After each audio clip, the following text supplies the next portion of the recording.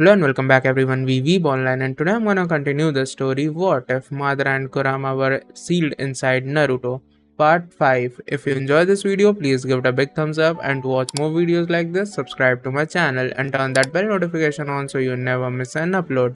Now wasting no more time, let's begin. Tsuchi no Kuni. Land of Earth. It was a sunny and hot afternoon hours away from the great village of Iwa. The sun was glaring down fiercely on a dull rocky path, contrasting sharply with the sharp dark robes of three travelers walking upon it. Unlike Konoha, the land of Earth wasn't at all flat, but it was mountainous much like Kumo. However, unlike Kumo, the land was usually hot enough to make weary travelers miserable. The hot and sunny weather didn't do anything to help the travelers as they continued to walk. One of the travelers was trailing the group by around 10 yards lazily, causing the other two to have to stop walking to allow him to catch up. "Will you hurry up?" Sasori grunted out in a deep and powerful voice, his tone altered by Yahiko, his battle puppet which he was staying in. "I don't want to be late." Raizo, the tall dark-skinned ex-Kumo ninja, and the one who was lagging, shrugged his shoulders, his hands behind his head.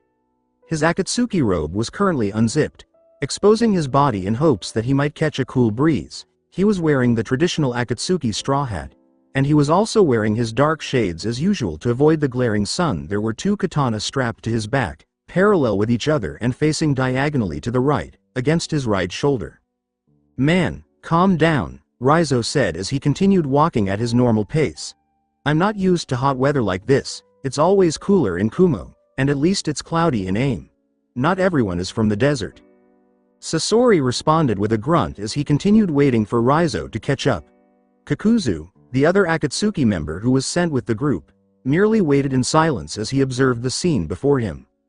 "Besides, aren't you hot at all in there?" Raizo stated when he finally reached Sasori. He gave Yahiko a good tap, patting Sasori's battle puppet for emphasis. "You're all scrunched up in a tight space, are you sure you're alright?" Just like before, Sasori grunted in a deep voice in response. "This body of mine is perfect. I can no longer feel such detriments as heat or pain. I do not need to eat, nor do I need to sleep to maintain energy. This body is immortal. I only need chakra to survive, as well as a host for my soul." Raizo's eyes widened, and even Kakuzu's eyebrows lifted a little. Damn, that was pretty cool. Sasori couldn't feel pain, and he didn't feel heat either. No wonder he had no problem staying inside of a small space all of the time. Suddenly, the ground in front of them began to rumble, causing everyone's attention to turn forward. Several seconds later, a large green person began to climb out of the surface, his body surrounded by a Venus flytrap. "We've spotted his location," Zetsu began, once all of the attention was on him, "so follow us." Zetsu was unique. Very unique in the fact that he seemed to be a single entity consisting of two personalities. He even had half of his body spilled down in color to make the point even clearer. Finally, Kakuzu commented, removing his straw hat and throwing it away, causing it to disperse into a cloud of smoke. "I agree with Raizo, it's too hot out here. The sooner we finish this, the better. Then hurry up." The three Akatsuki members trailed behind Zetsu for several minutes, allowing the Kusa-nin to lead them. Zetsu was a very competent tracker, and along with the ability to somehow travel underground faster than humanly possible, he was able to pinpoint locations and spot people instantly. He was the perfect tracker.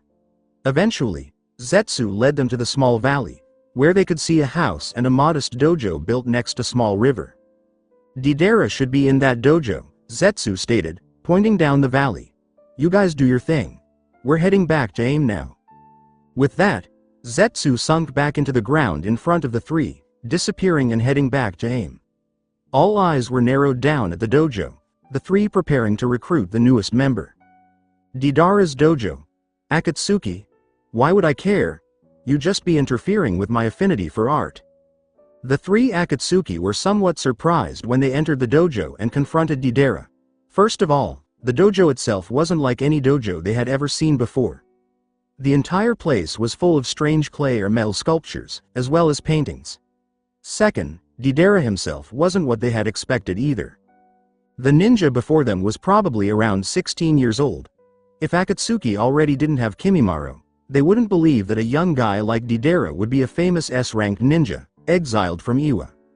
So, this is the kid that we have to recruit? Sasori grunted in his low and rough voice. He looks like he has a lot of fight in him, but he seems like the type of guy that dies young. Raizo and Kakuzu nodded, both assessing the ninja. Kakuzu, however, wasn't surprised at the boy's age at all. Being one to have memorized the bingo book and an expert on current news, he had already known about the Iwa exile, as well as the price on his head. This was an order from our leader, Kakuzu commented, so we have to make use of his abilities regardless of his life expectancy. Though I suppose if he were to die young, I could turn his body in for a bounty. Raizo rolled his eyes. We can't kill him either, Kakuzu, he mentioned, catching on to Kakuzu's hint. The leader would have to talk to him personally if we can't recruit him. Deidara looked back and forth between the strange intruders with a small amount of fear creeping into his body. He may be young, but he could already tell that each one of these guys was just as strong as he was, if not stronger. However, the fact that they already knew of his abilities and they were sent to recruit him. You know of my abilities? He questioned, earning the attention back on him. Who are you? Raizo took a step forward, nominating himself to be the one to describe the situation. We are Akatsuki.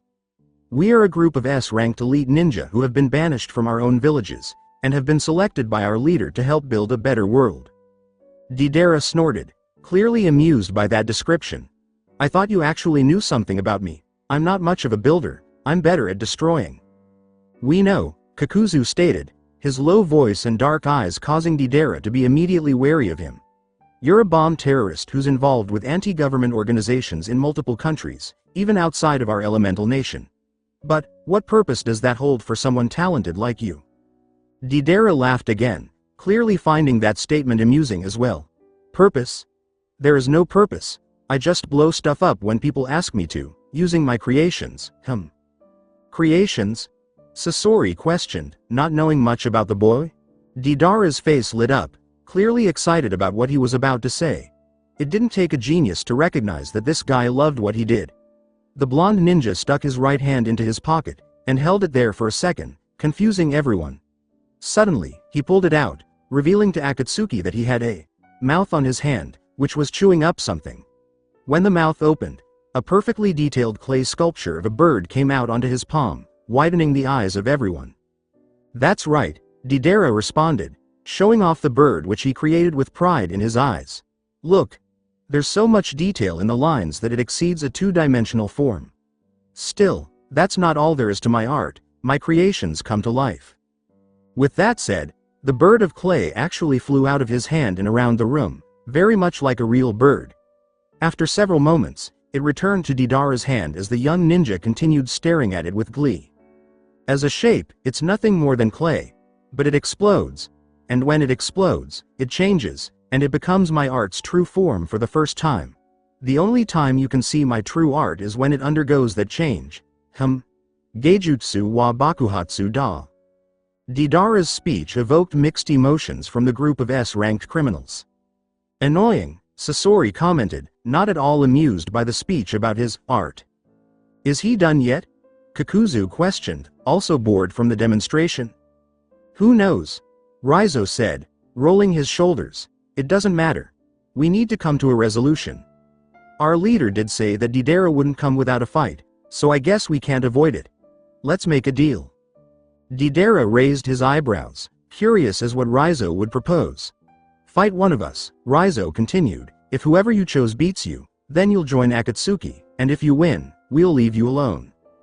Deidara smiled, liking the deal a lot. I get to choose? He asked, looking at Raizo just in case he had heard it wrong. Raizo nodded. Deidara smiled even wider, looking at his selection. It had been a while since he had fought a good battle with someone his level. He looked at his choices. He saw a very tall man wearing a mask, who had a low voice and red and green eyes which made him look plain sinister, and next to him was a hunched-over man who had a mask over his face and looked like he already wanted to kill him, and then he saw a regular-sized and shaped dark-skinned man, who looked laid back and like he didn't want to fight at all. The man had 2 katana on his back, but it didn't matter. Deidara was a long-range specialist anyways. The choice was simple. Outside dam. How did he know that Deidara would choose to fight against him? He should have changed the deal and offered him to fight Kakuzu. No, Kakuzu would probably, accidentally, kill him and turn his body in for money, and Sasori would probably, accidentally, kill him and turn his body into a puppet. Damn. Don't underestimate my abilities, Deidara shouted out to him. My ninjutsu is nothing short of true art. Experience my art. Raizo didn't move a muscle and merely looked on with a bored expression on his face as Deidara opened his hands, causing a dozen of clay birds to fly out of them, heading towards Raizo. However, to Deidara's surprise, the birds merely bounced off of Raizo, as if there was some sort of shield in front of him. He narrowed his eyes anyways, and held up a seal to his face. Katsu. The bombs around Raizo immediately lit up for a split second, before all of them exploded, covering him in a cloud of fire. Deidara's eyes lit up as well, laughing to himself as he admired his own art. Deidara's eyes suddenly widened, and he ducked, just as Raizo's foot passed over his head, nearly hitting him. He was fast, however, just as fast as Raizo had moved. Deidara's hand chucked a small bomb behind him, directly at Raizo. Katsu. Both Kakuzu and Sasori watched with interest as both Raizo and Deidara were enveloped in the new explosion. Regardless of what they had previously thought, they both did hold some appreciation for Deidara's fighting style. A battle consisting only of explosions was certainly fun to watch. Neither of them was surprised when both Deidara and Raizo appeared away from the blast, unharmed. Deidara smiled. This was going to be fun. Laughing to himself, he held up the snake seal, calling forth his previously created art. Raizo looked down in mild surprise as suddenly a large snake began to enwrap itself around his legs, giving him only one option. Placing chakra into his legs, Raizo jumped high in the air, to avoid the explosion of the snake below him. Perfect. Just what Deidara had planned on. Spinning around, Deidara threw out his hands, causing an entire flock of birds to fly into the air toward Raizo. He wasn't surprised when Raizo began to knock the explosions away with his katana. Honestly, he wasn't even focused on Raizo. Spinning back once more, using his previous momentum, Deidara threw his hands out again, though this time, at the ground. Countless number of circular bombs flew out of his hands, completely covering the ground, giving Raizo no place to land. Raizo's eyes momentarily widened as he dealt with the last bird, and he realized that the ground was covered in bombs. However, as he was falling, he sent out two of his invisible vectors which connected with the ground, thus holding him up in the air. Now it was Deidara's turn to widen his eyes in surprise as he looked up at the levitating ninja. He wasn't falling. How was he doing that? Was that even possible? Deidara's time to gawk in amazement ended when he felt his force grip his neck, almost as if a strong hand was gripping onto him. Slowly but surely, he was lifted up into the air, unable to breathe due to the strong grip of the invisible force. Eventually, Deidara was hoisted up to eye level with Raizo, where the dark-skinned ninja stared him down with a look of boredom on his face. Deidara tried using a substitution, but for some reason, he couldn't. It almost felt like, no, it definitely felt like his chakra was being drained down, the pace quickening. What was happening? How was any of this possible? Could it be genjutsu? Suddenly, all was revealed to Deidara. His eyes sharpened, and all of Raizo became visible. He saw two arms completely made of chakra reaching down to the ground, holding Raizo up. It looked like they were coming out of his back. He saw another chakra hand gripping onto his neck, and even another one going straight into his chest, draining his chakra. Just as quickly as it came, Deidara's vision left, and the arms were invisible once more. Magnificent. This was art. This was true art. Deidara was thrown down to the ground, landing painfully below where his bombs used to lay, which had long since dispersed themselves. He coughed painfully on his knees as the deprived air once again entered his lungs. He continued coughing as Raizo lowered himself in front of him. Deidara looked up in fear, wondering if he was about to be attacked, but to his great surprise, he saw Raizo offering him a hand. Kuso. I was marveling at someone else's abilities. That's art? Impossible, I'll never accept that. You've lost, Raizo commented, still offering his hand. But you've got potential. Maybe after some time with Akatsuki, you'll be able to beat me. Don't fuck with me, you freak, Deidara yelled, crawling away from Raizo warily. However, to his surprise, both Kakuzu and Sasori had appeared behind him, blocking his way. "You lost," Sasori grunted out to the shivering teenager. "Run away and I will kill you." Deidara's shaking eyes went back and forth between the two Akatsuki behind him and in front of him. Kuso. Konoha. It had been hours since Hinata had started talking, and Naruto felt like his brain was throbbing with all of the new information he had learned. No matter, it didn't hurt half as much as Hiashi's head would hurt after Naruto was done with him. Not all of the things Naruto had learned made him want to unleash hell on the Hyuga clan. Hinata had actually described some of the rather interesting parts of the Hyuga clan as well. Naruto had never actually been in the compound, and he was surprised to find out how large Hinata described it to be. The Hyuga clan also occasionally had formal tea ceremonies with important people, such as the land's daimyo, which Hinata had to sit through. Hinata described how dinner would occur in a large dining hall, where all of the main branch would sit together. As descriptive as she was, it was the parts that weren't there that worried Naruto. If he were to describe the Uchiha clan, he would probably mention all of the fun that he had with Shisui, Sasuke and Itachi first. He would tell her of Fugaku's humor and Makoto's kindness and how he always spent time playing around.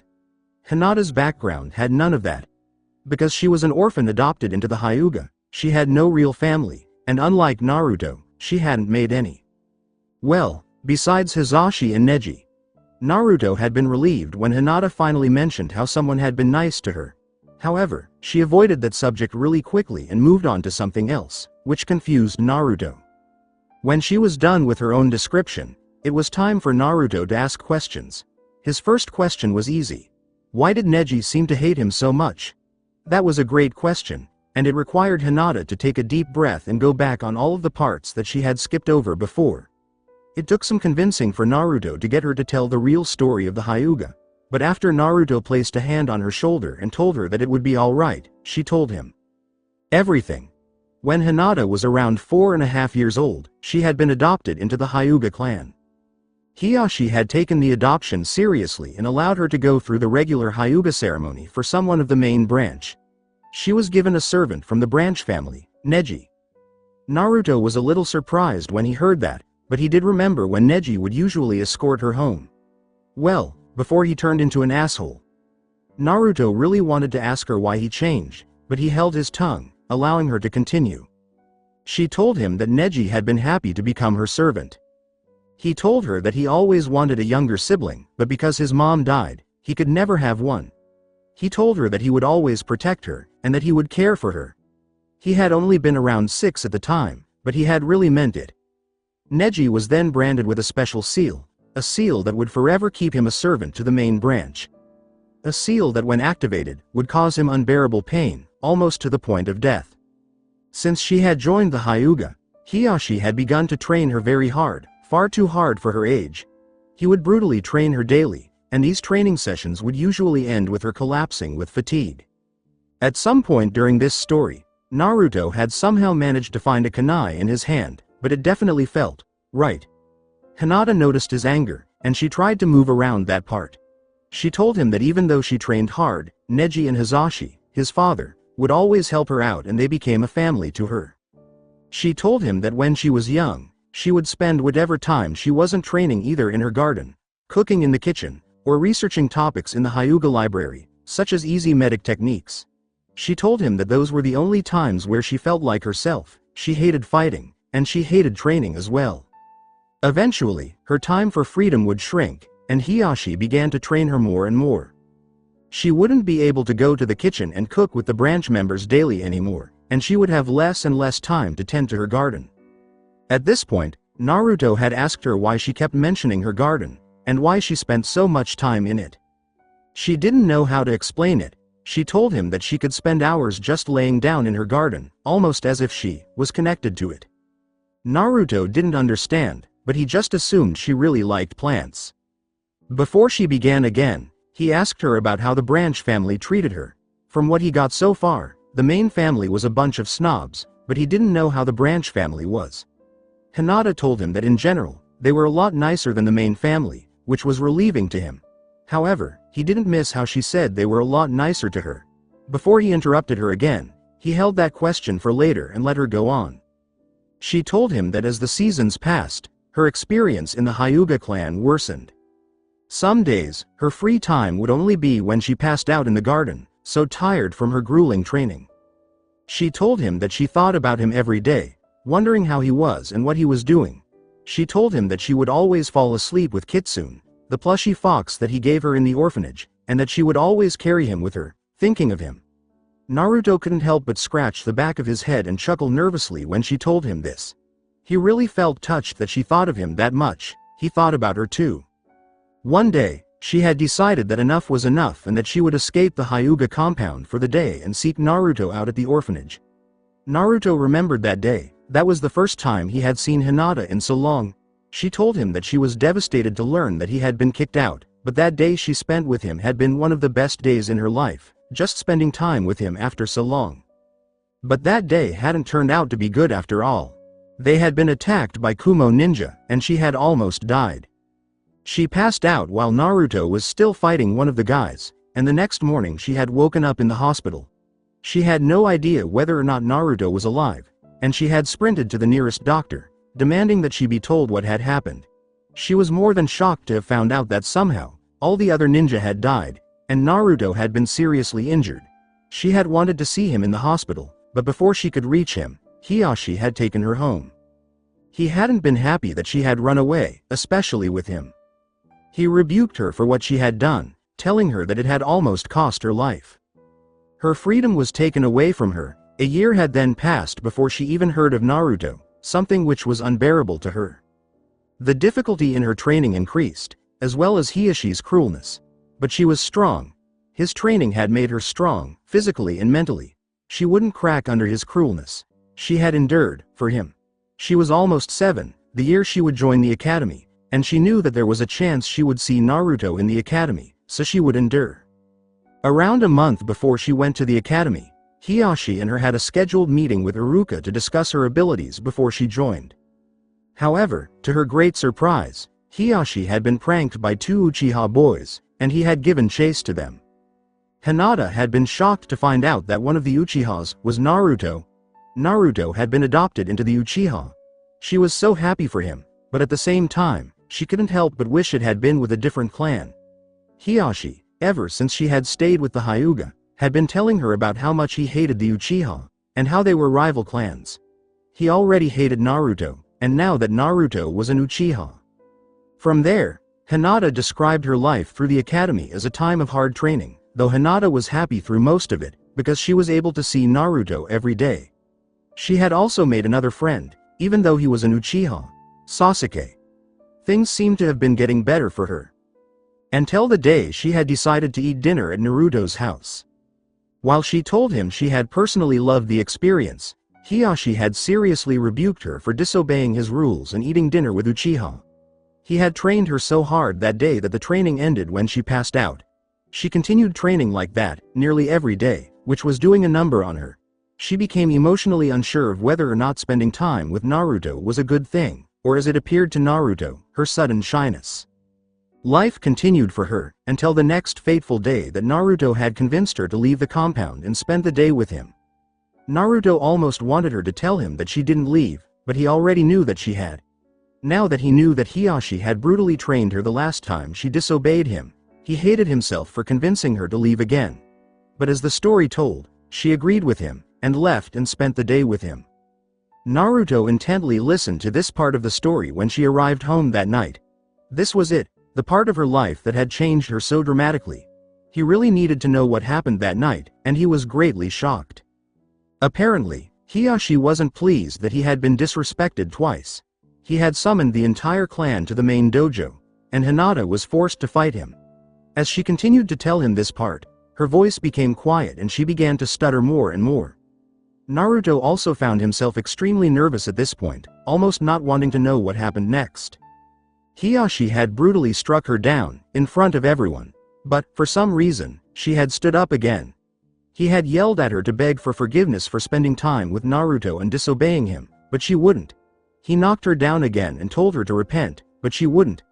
Naruto bit his lip in nervousness, fearful of what Hiashi would do to her. She told him that Hiashi was preparing for the final blow, and it was about to come, but Neji had appeared in front of her. Neji had blocked the blow for her, and pushed Hiashi away. He told everyone that it was wrong to brutally attack her like this. Hiashi didn't respond well to this. He had activated his curse seal, causing Neji to fall down in unbelievable pain. What happened next was even worse. Neji's father had appeared and knocked Hiashi away, into the door, telling him that he would kill him if he hurt Neji again. Hiashi responded to this even worse. He had activated Hizashi's curse seal until Hisashi had been viciously murdered, in front of Neji, in front of Hinata, in front of everyone. Neji was infuriated. Hinata was worse. Her spirit had been shattered. And now, Naruto understood. Hinata had just finished telling him what had happened, and he understood. Neji blamed him and Hinata for the death of his father, along with Hiashi. Naruto, however, didn't blame Hinata at all. He looked down at his best friend, who was now in tears after spilling her heart out. Hinata stammered out, tears spilling from her eyes. I'm so sorry, it was my fault Hisashi died. I shouldn't have stood up to Hiashi. And now, Hiashi hates me. Neji hates me. The branch family hates me. She stopped speaking and looked up fearfully at Naruto, a look of such dread on her face that Naruto couldn't even form his own words. Please don't hate me. Hinata stuttered again. I didn't want you to find out what I did. You must hate me now. I'm so sorry. Please Naruto, if you hate me, I don't know what I'll do. She reached out to grab onto him, but stopped herself, trying not to ruin everything. She couldn't stand the thought of Naruto hating her. She couldn't imagine what her life would be like if no one liked her. Naruto began, looking down at her. I'm sorry. Hinata froze in fear, trying to hold in her sobs. It was happening. She was going to lose everything. She shouldn't have told him. She was losing everything. Hinata, I'm so sorry for what I've caused you, Naruto continued. Hinata froze again, not understanding what he meant.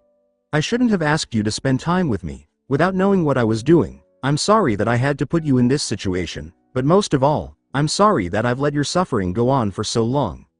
I should have confronted you a long time ago. Forgive me, Hinata. Naruto reached forward and grabbed Hinata's shaking body, pulling her into him. He wrapped his arms around her, keeping her close after they had been separated for so long. Hinata's sobs, which she had been holding in for the entire time, all escaped and she began sobbing into Naruto, hugging him back with ferocity. Naruto wanted to tell her not to cry. He hated seeing her cry, but he knew that she needed to let this all out. She had been holding all of her suffering into herself since that night. She needed a friend to let out all of her pent-up emotions. She needed him. Hinata cried onto Naruto for several minutes, though he would have held her all day if she needed it. When the sobs stopped, she began breathing normally again, and Naruto gave her another minute to calm down. Eventually, he reluctantly pulled her apart, so that he could look her into the eyes once more. Hinata, he spoke quietly to her, please, promise me something. She quickly nodded her head, at this point willing to promise him anything. Promise me, he continued, that you'll never hide something like this from me again. Ever. I don't want you to have to hold all of these emotions to yourself. That's what best friends are for, right? This time, it was Hinata who lunged forward at Naruto, grabbing onto him strongly again, burying her face into his shoulder. Naruto's eyes widened, but he allowed her to hold onto him as she released even more tears into him, though these were tears of happiness, flowing out as she shouted in response. I promise. This Hyuga business was a mess, and for some reason he felt that it would be difficult to clean up. But for now, he needed Hinata to return to her normal self. I'll always be with you, Hinata, he said to her, unsure of whether or not she could hear him over her own sobs of joy. I won't let something like this happen to you, ever again. I'll always protect you. That's my promise to you, and I don't go back on my word. Hinata couldn't express her joy upon hearing these words come from Naruto.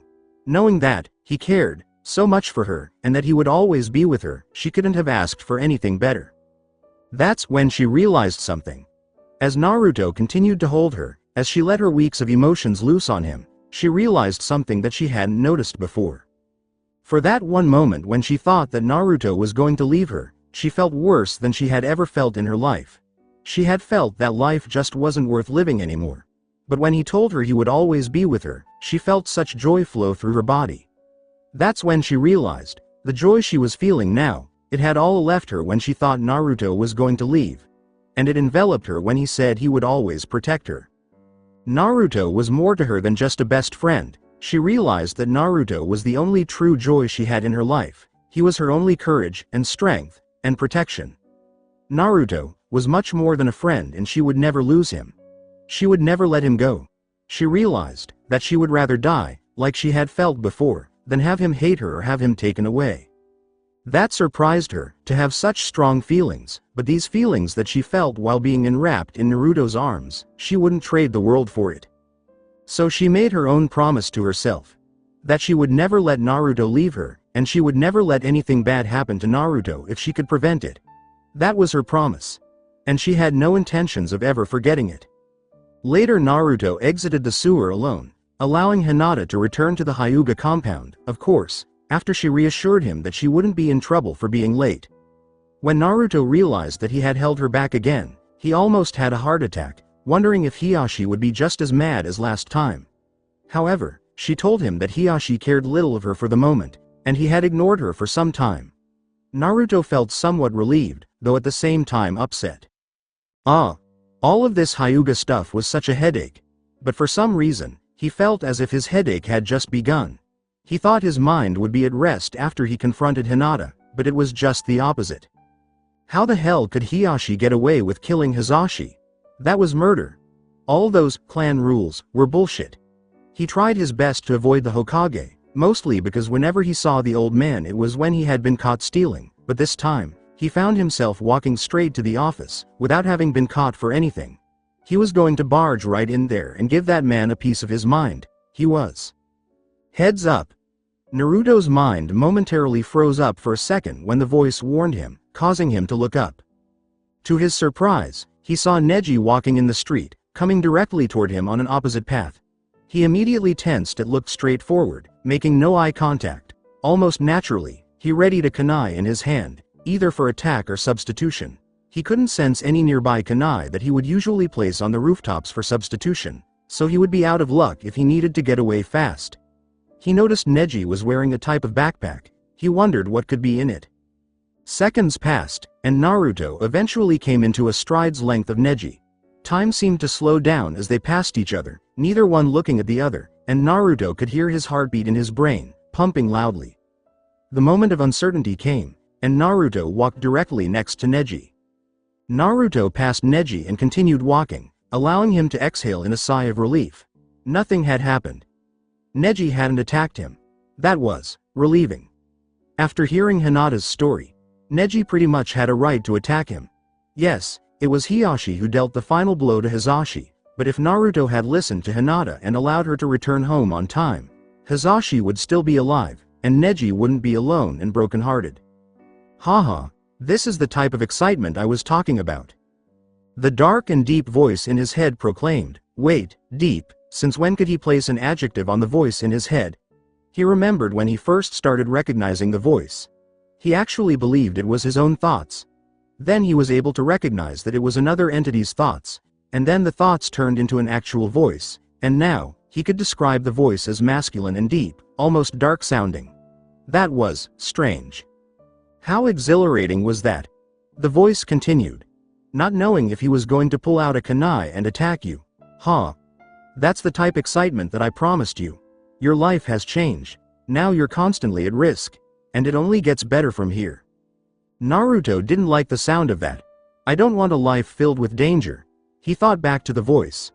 I just want to settle everything so there can be peace again. You are just beginning to discover that there can be no perfect peace for a ninja. Only under a perfect leader can there be peace, and even then, only perfect people can follow a perfect leader. Perfection is certainly a problem, but I assure you, I am working on a solution. What? That didn't make any sense. Naruto shook his head to refresh his thoughts as he continued walking forward, his destination the Hokage Tower. Hyuga Compound. You will learn respect, and suffering shall be your teacher. Activate. Neji winced as the painful memories entered his mind once again. He would forever be scarred from the night his father was killed and his own curse mark was activated. And his hatred would forever burn for the Hyuga, Hiashi, Naruto and Hinata for causing him this misery. He scowled, trying not to let his anger disperse his focus. Sitting down on the wooden floor of his private dojo, he threw his backpack on the ground, allowing the contents of it to fall out. Multiple scrolls came out of the back, all rolling around on the wooden floor. Each one of these scrolls was on one subject. Water. More specifically, water release, Sweden. He was very talented, even on the terms of the Hyuga, a clan of prodigies. He had the Juken skill of an average Jonin in the Hyuga. He didn't need to spend more time learning one style of fighting. Sure, he didn't know many of the advanced techniques, such as Kaden, but he could learn that when he wanted to. No, if he truly wanted to become powerful enough to become the strongest Hyuga, he needed to know skills aside from Juken.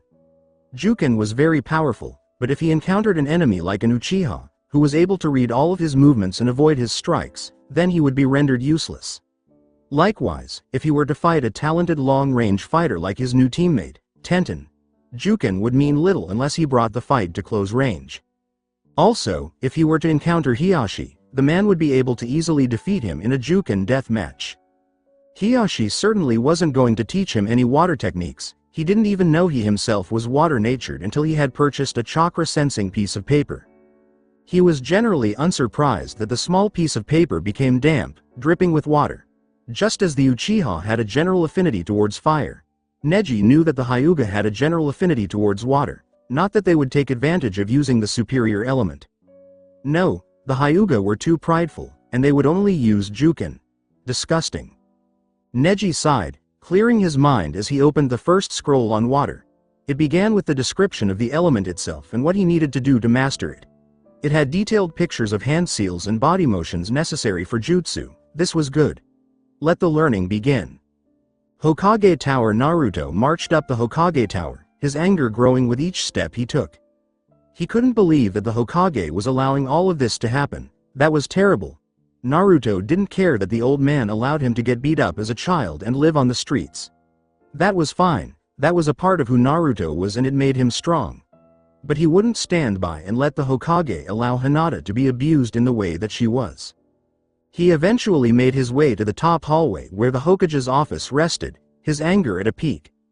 Thinking of all the suffering Hinata had to go through, even the suffering that Neji had to go through, Naruto found himself in front of two Chunin guards, who began to ask him if he had a scheduled meeting, but Naruto didn't waste a thought on them. Brushing through them, he slammed the doors open in front of him before slamming them shut again in the faces of the Chunin behind him. Breathing heavily, he stared at Hokage, who was currently facing the other way, staring out of the large window which showed the entire village before it.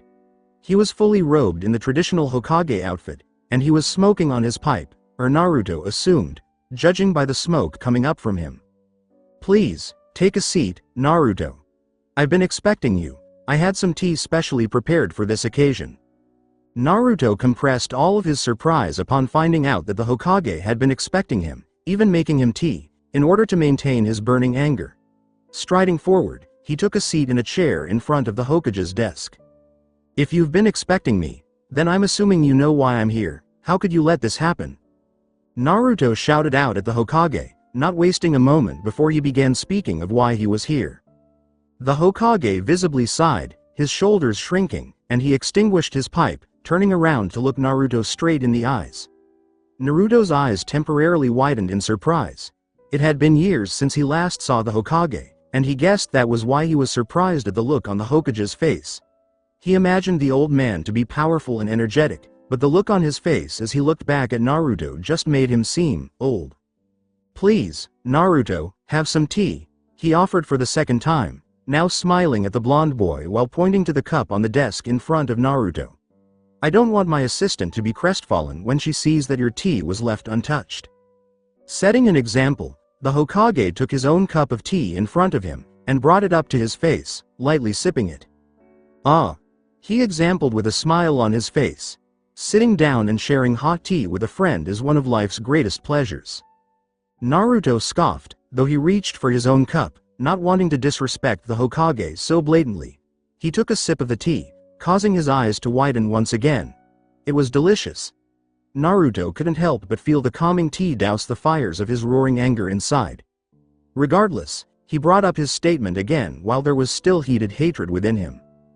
"Hokage-sama," Naruto began again, though this time in a much calmer voice, earning himself a knowing smile from the old man.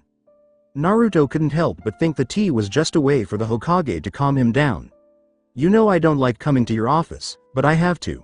I need to help a friend. That was a much more appropriate beginning, the Hokage commented, still smiling, and you'll find that people will be much more obliged to help you when you ask on a calm spirit. Please, Naruto, tell me what is on your mind. Naruto nodded, continuing from before. Hinata Senju, my friend, needs your help, he said. They're really abusing her in the Hyuga clan. Hiashi trains her cruelly, and he hurts her so much, you have to take her out of that clan. The Hokage's friendly smile disappeared with a tired sigh, as he lowered his head.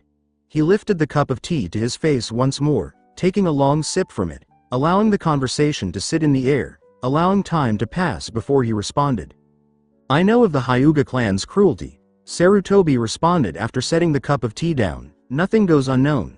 Unfortunately, there is little I can do of the situation now. You don't understand, Naruto interrupted. They're hurting her, mentally and physically. You're the Hokage, there has to be something you can do. They have to listen to what you say, right? The Hokage sadly shook his head. It pains me to tell you that I have such little power over the situation.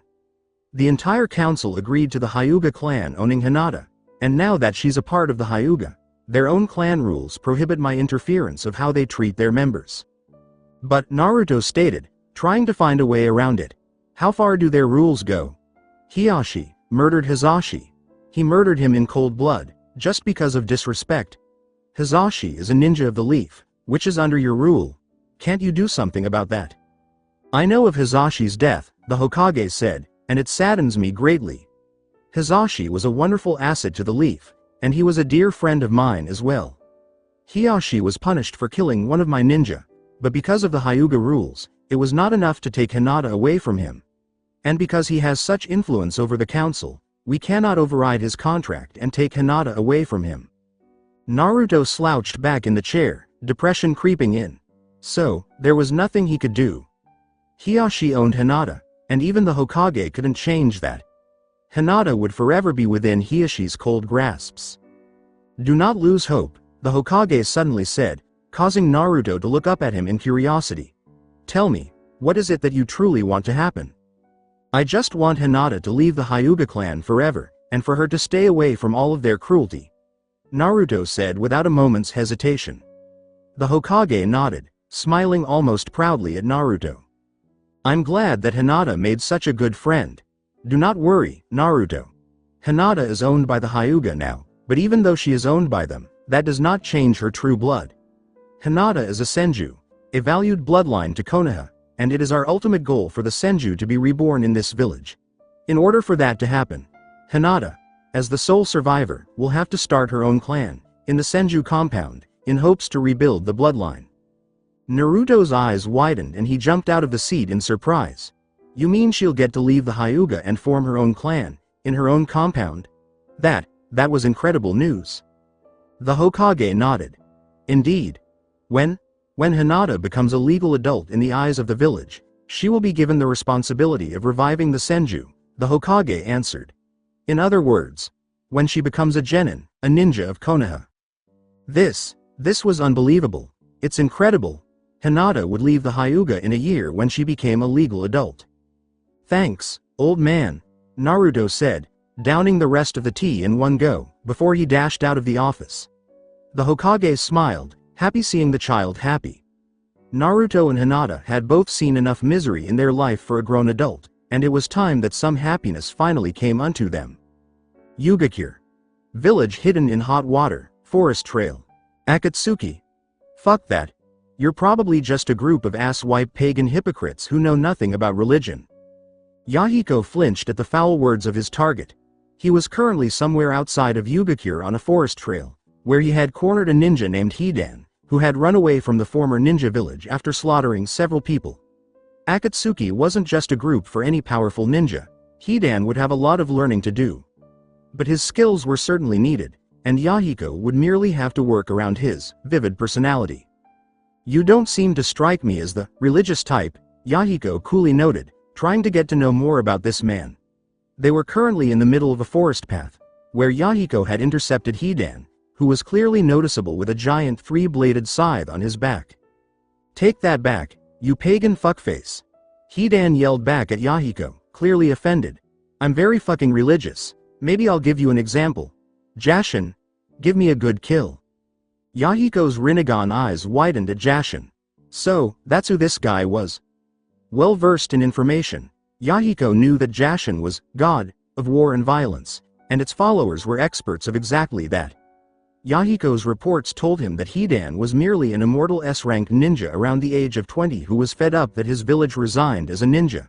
Now he could see why. Hidan merely wanted to kill. "I don't want to fight you," Yahiko said, his eyes narrowing down at his target, who began laughing maniacally. "I only want to." "It's time to feel the pain," Hidan shouted out, his voice reaching the edge of insanity. "Ha ha ha ha. I'm gonna curse you, you're fucking done." Time immediately slowed down. Instant by instant, Yahiko's powerful eyes observed as Hidan leaned forward, his hands reaching backwards to pull out his weapon. This man was the perfect definition of a follower of Jashin, insane and blood crazy. Yahiko didn't expect anything less. Well, he had to measure out Hidan's general ability at some point, and he might as well get started now. Yahiko threw out his arms widespread, his palms facing outward, while Hidan hadn't even managed to reach his weapon yet.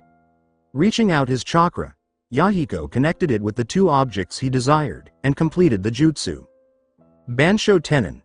Yahiko clapped his hands back together, just as Hidan reached his sword. Instantly, two trees on the sides of the path, on their left and right side, uprooted out of the ground and slammed into the surprised Hidan, squishing him in between. Shinra Tensai. Throwing his palms forward, Yahiko blasted Hidan in the trees along the path, sending the gray-haired ninja flying backwards. Connecting with the ground painfully and rolling around for several yards, Hidan flipped up to his feet, skidding to a stop. Yahiko's sharp eyes waited for Hidan to make an attack, but he didn't see anything coming. He quickly scanned the hesitant opponent. What was he waiting for? Looking down at his feet, Yahiko caught something that threw him a little off. Hidan didn't have a shadow. How was that possible? Suddenly, Yahiko contracted as if someone behind him was wrapped around his body, holding him tightly. What was happening to him?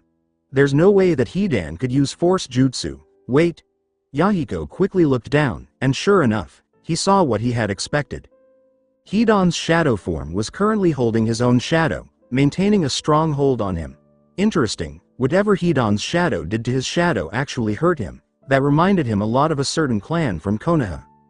Using your shadow as a weapon, Yahiko spoke out to him, his voice calm and clear. You couldn't be a Nara, could you? Hidan snorted, before spitting to the side as he walked slowly toward Yahiko, twirling his scythe around. Huh? Are you kidding? Don't even think about comparing that stupid clan to my power. The Naras are a clan of pagan morons who have abused Jashin's powers. The powers of shadow, they use it, but they don't use it the way it's supposed to be used. There isn't one of them who has mastered the shadow arts and gained immortality like I have. Yahiko nodded, assessing all of the information. He didn't know much about the shadow arts, but apparently they are used by both the Nara and followers of Jashin. That made this battle tricky. He had to watch for both Hidan and his shadow.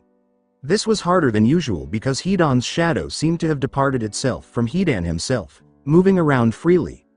That was certainly something he had never heard a Nara capable of doing. Yahiko took a deep breath, preparing his next move. He focused his chakra in a point in front of him, and activated a jutsu without the need of hand seals. Immediately, two shadow clones appeared in front of him, rushing toward the surprised Hidan. Black blades erupted from their sleeves, and they were about to reach Hidan, when suddenly, something incredible happened.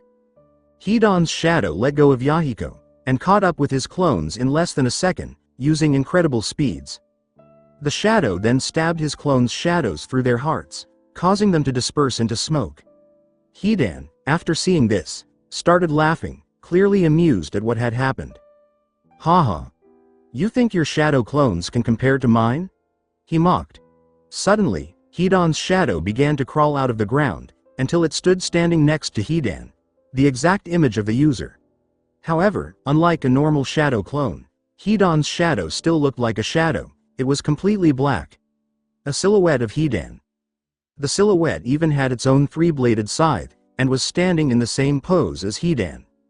"Let's do it," Hidan shouted out, running forward with his shadow clone. However, before they reached Yahiko, they threw their scythes out, controlling them with long ropes from their sleeves. Yahiko nodded his head, pleased with how this was going. Hidan was certainly talented, and Yahiko would definitely recruit him into Akatsuki.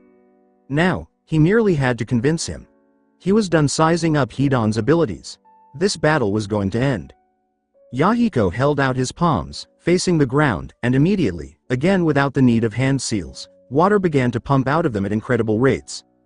Before the scythes could reach him, he raised him palms up, and the water flew upwards, forming a shield. Hidan laughed at this, and just as he expected, his blades began to pass through the water without a problem. However, to his great surprise, his orange-haired opponent waved his hands again, and the water froze solid, capturing the blades in them. Hidan's eyes widened, and in slight panic, he and his shadow pulled their ropes, trying to yank back the blades, but they wouldn't budge. "Fuck you!" he yelled out Yahiko, trying to yank back his scythe. "Give me my scythe back. You suck, man." Yahiko ignored the man's ranting, and he crossed his arms across his chest. His body completely straight, he fell backward, his body absorbing into the earth. Not even a second passing from when he fell backward, Yahiko exited the ground in the same way behind Hidan, his eyes narrowing down on his target. While Hidan was pulling on his scythe, still thinking that Yahiko was on the other side of the opaque shield of ice, Yahiko widened his stance before slamming his fist in the ground. His fist completely in the earth, he twisted it, sending a trail of earth toward the cussing Hidan. Hidan screamed as suddenly, the earth around his feet twisted and he was sent spinning into the ground. His body finally stopped spinning when only his head was above the ground, now facing Yahiko. All was quiet as both Hidan and Yahiko stared at each other for several seconds. "You know what?" Hidan said, his voice not at all worried. "Eat a dick." Hidan's dark shadow began to run forward at Yahiko, leaving its scythe stuck in the ice. Yahiko responded to the attack by clapping his hands together, pushing two chakras into them.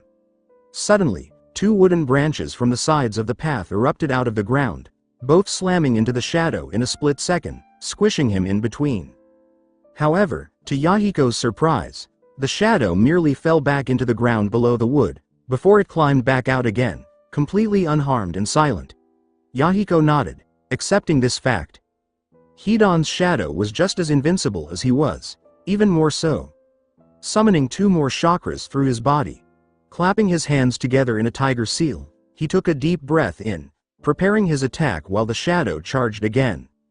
Yahiko exhaled, and a thin stream of pure steam shot out of his mouth, as fast as lightning, heading in a straight line toward the shadow. Unable to move in time, the steam directly connected with the shadow, piercing through its chest. The beam continued passing through the shadow, even connecting with the shield of ice for behind it, causing it to explode into 1,000 pieces.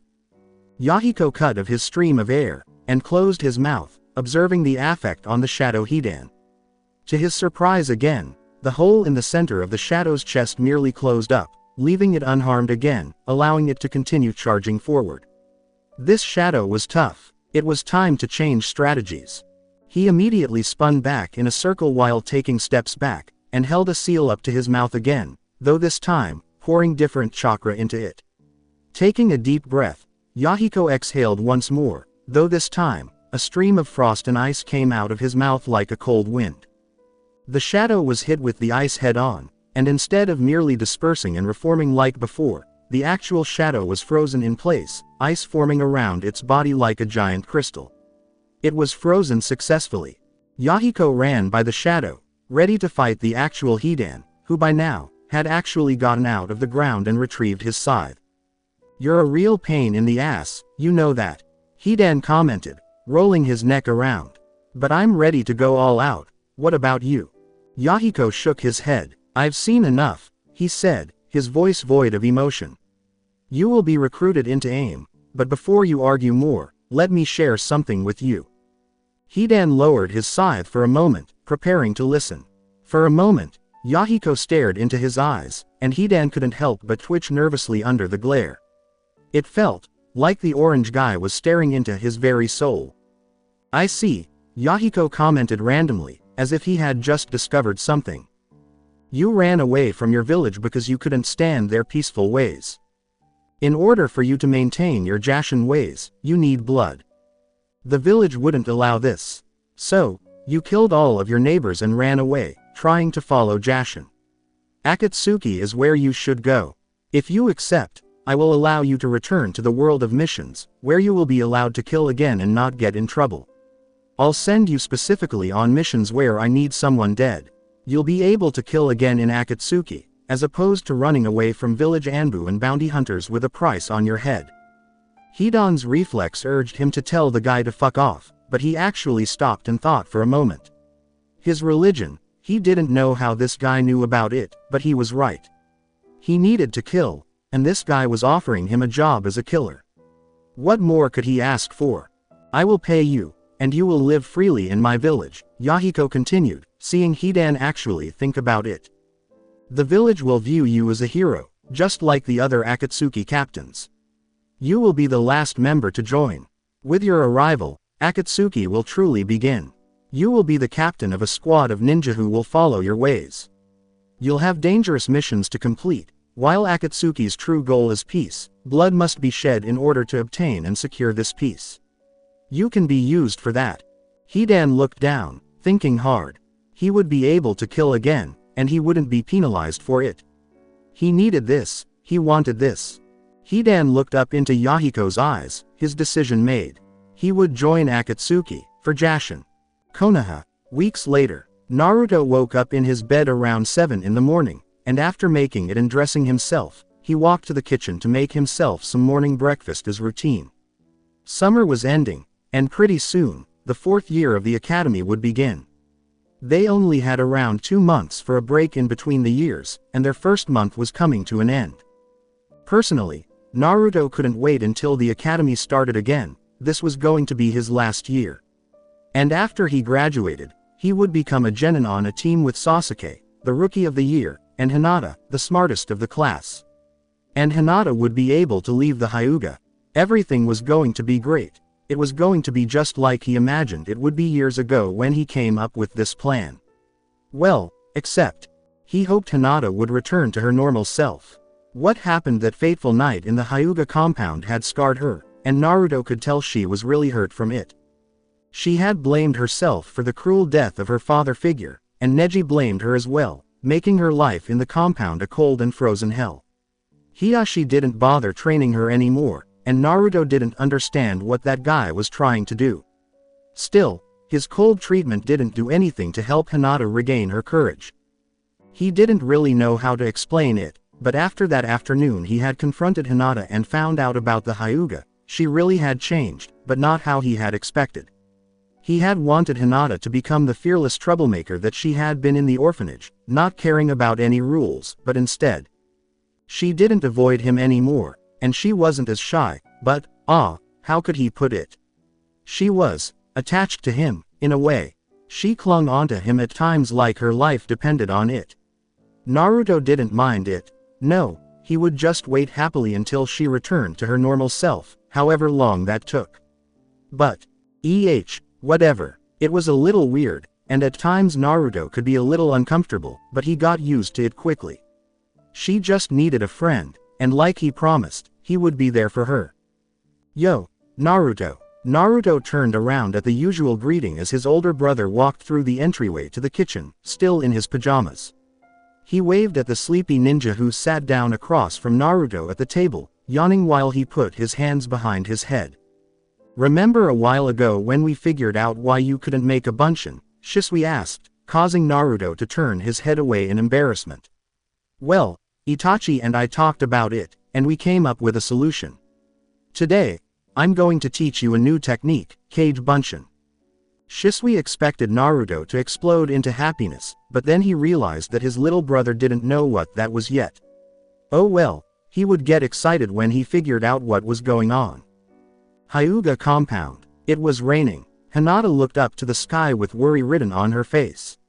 It rarely rained in Konoha, but she hated it when it happened. She glanced around, wanting to go inside, but before that, She needed to know where she was. She walked along the grass until she reached an edge. Looking over, she immediately recognized that she was on top of the Hokage monument. Why would she be here during a rainstorm? Lightning flashed across the sky, followed quickly by the roaring boom of thunder. Hinata fell to the ground in surprise, now worried for her own safety. What was she doing out here? Suddenly, she heard a noise coming from the side, and she turned to look at the edge of the monument cliff, squinting her eyes through the rain. It was hard to identify it at first, but she began to recognize a person walking toward her. It wasn't until that person was in close proximity until she recognized who it was: Naruto. She stood up and was about to run up to him when something stopped her in her tracks. Naruto's eyes, they were. Looking into his eyes, she expected to find a caring blue looking back at her, but instead, she saw a full crimson Sharingan glaring at her. And that wasn't what even scared her. The eyes were so cold, void of any emotion. That couldn't be Naruto. That couldn't be Naruto. So you found out that it was me who killed her, Naruto stated, his face not showing any emotion. I thought you would. No matter, you can't stop me now. Hinata was horribly confused. Naruto killed someone. What was he saying? I don't know what you mean, Naruto-kun. Naruto chuckled darkly, which really worried Hinata. It sounded nothing like his usual light-hearted laugh. It sounded murderous. Don't act stupid. You know what I'm talking about. I'm leaving Konoha for good, and when I return, it'll be to burn this place to the ground, in the blackest of flames. Hinata's eyes widened in shock. How could he say that? Konoha may have mistreated Naruto when he was a kid, but he would never betray his village like that. You can't leave Konoha, she said, the tears spilling out of her eyes disguised by the falling rain. I can't stay here, Naruto responded, looking down at the village to the side. Especially after killing her, I have no other choice. I'm finally leaving this sickening place. And I'm leaving you too. Hinata's eyes widened again in horror. No, he couldn't leave her, he couldn't. If he left her, she couldn't live without him. No, she shouted out at him, more tears spilling from her eyes. I don't know what's going on, but don't leave me. Please don't leave me, Naruto. You promised me. Naruto shook his head, his face still showing no emotion. I can't stay here, Hinata. I already told you that. I have to leave. Haku was right. Without a purpose, living life is meaningless. But I have a purpose now. He helped me find it. Hinata stared down at her own hands, her world crumbling before her. Naruto was going to leave her, unless. Take me with you, she whispered out to him, looking up into his crimson eyes. She didn't know what was going on. She didn't know who Haku was, or why Naruto even had a Sharingan, but she didn't care. I'll go with you. I can't let you leave me. For the first time since the conversation began, Naruto's mask of ice suddenly cracked, his face showing shock for a split moment. You would leave all of Konoha behind, for me. You'll leave everything behind. Hinata nodded, smiling at him while the tears fell. Of course, Naruto. You mean too much to me. You've been my best friend since we were in the orphanage, and nothing can change that. I'll leave everything to be with you. Naruto's emotionless mask completely shattered, and he looked down at himself, now staring at his hands. His head kept shaking back and forth, and his lips moved silently, almost as if he was talking to someone. What was he thinking about? For 20 seconds, he continued to stare down, as if he was having an inner conversation. Finally, he looked back up at Hinata, sorrow in his blood-red eyes. I'm sorry, Hinata.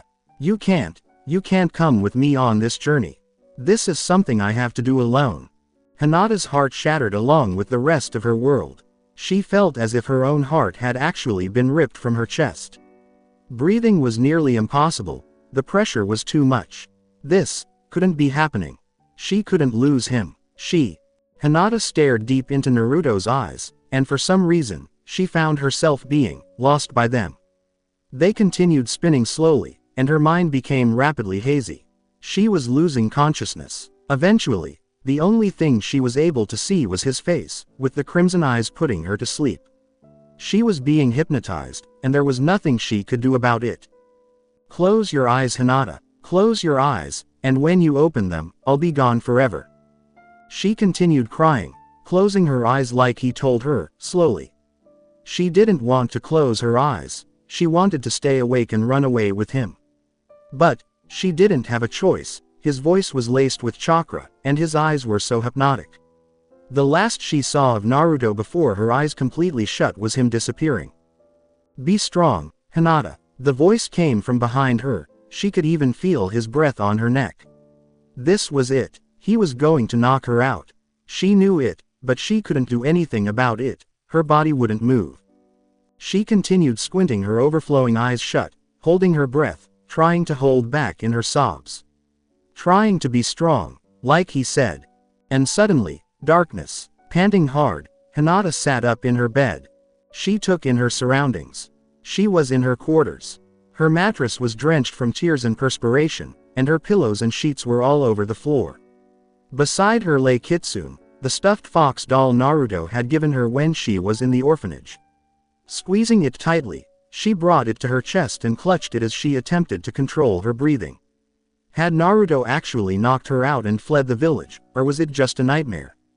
She needed to make sure. After realizing how much she needed Naruto that afternoon, she had been experiencing nightmares about losing him on occasion. She needed him to survive because he was her courage, strength, and hope. She was aware that this was unhealthy for her and that it had turned into something of an obsession, but she was powerless to stop herself. In her world, he was the light.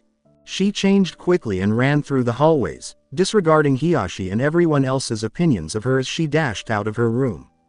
Hiashi wouldn't mind if she disappeared because he wouldn't need to train her anymore. She had to find out whether Naruto was okay. Afterwards, Uchiha Complex. After eating his breakfast, Naruto was prepared to go train with Shisui and leave his house. Perhaps Sasuke could also attend.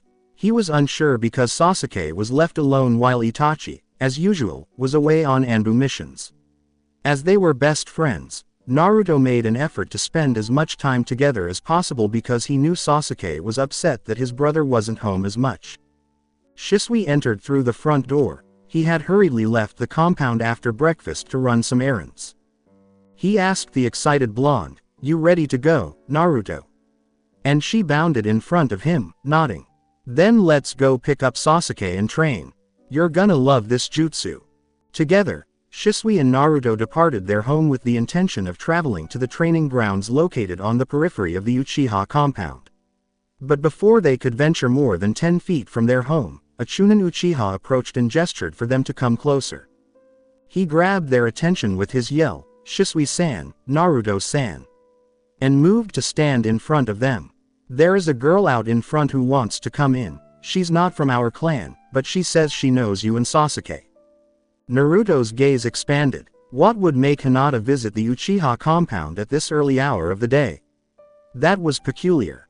After saying, "I'll go check it out," Naruto started to move in that direction. "Shisui, go get Sasuke and I'll meet you guys by the training area." Shisui shrugged and carried on along his original route, while Naruto made his way to the front door. Granted that Hinata had become somewhat attached to him recently, but it's not as though she would leave the Hyuga compound and visit the Uchiha. After all, she had never done so before. A better word to describe her would be obsessed, said the voice inside his head. That Senju is messed up. I would personally stay away from her before it becomes too late, it will only hurt her later on. Naruto disagreed with the voice and shook his head as he walked on. No, Hinata is my best friend. We're always going to be together no matter what. I promised her that. With evident amusement, the voice laughed. That was the promise of a child. Eventually, the truth will be revealed to you and you will realize that you cannot attach yourself to anything worldly. You'll have to let go of everything and everyone, and leave them all behind. That is the duty of a deity. The voice said, "Sometimes I wonder if I should get help," to which Naruto replied cynically. "I'm fine with having a voice in my head that helps me in school, training in battle, but not one that tells me that I'm going to have to give everything else up. I'm going to be a ninja, and then I'm going to become the Uchiha clan head. Maybe even the head ninja of Konoha. Perhaps, if your destiny was that of a normal child. However, You were chosen to be my host, and that changed your destiny forever. Your destiny is far different from anyone around you, perhaps even the fate of the world rests on you. When the voice started predicting foolish things like that, Naruto rolled his eyes since he was used to ignoring it. Sure thing. Whatever you say, I hope you know that you're crazy.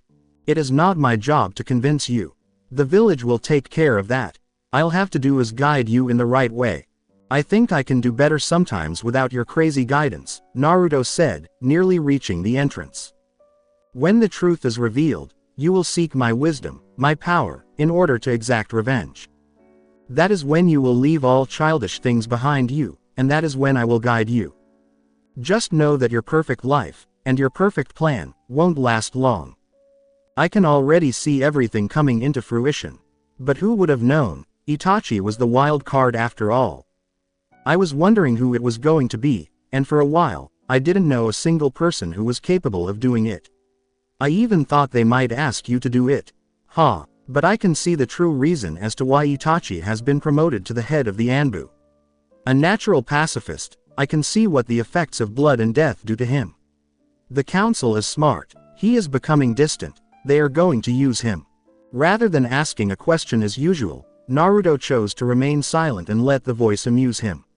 Why not? He's becoming distant, continued the voice, and at an increasing pace. I wonder how long it will take before they can convince him to do the deed. Though, I wonder how he is going to do it. Is he going to have the guts to kill both his younger brother and you? Naruto stopped in his tracks, taking a moment to process what he had just heard. He said, finding it utterly absurd, wait, did you just say that Itachi was going to kill me and Sasuke? Perhaps, but does he have it in him? Can he complete the job, or will he be unable to bring his own hand upon his closest ones? Not only that, but is he powerful enough to do it? When the Senju were wiped out, he was much stronger than Itachi is now. I don't think Itachi will be able to do it without help. Naruto said, you're crazy, and he began to walk once more. You know that, right? Most of the time I don't have any idea what the hell you're talking about. All in due time, Naruto Uzumaki. At that, Naruto arched an eyebrow. It was odd that he hadn't heard his given name since leaving the orphanage. Whatever. He was a Uchiha now, no question about it. Naruto eventually arrived at the Uchiha compound's front door, where he anticipated confronting Hinata. To his astonishment, though, someone other than Hinata, someone, was waiting for him at the front gate. Naruto stammered out, forgetting the girl's name. Ah, bravo. His name-calling skills were lacking. Sakura Haruno waved to him from his class and said, hey, Naruto. Sasuke said that I could come over today and hang out with you guys. Naruto gave her a smile as his thoughts drifted back to the previous several months.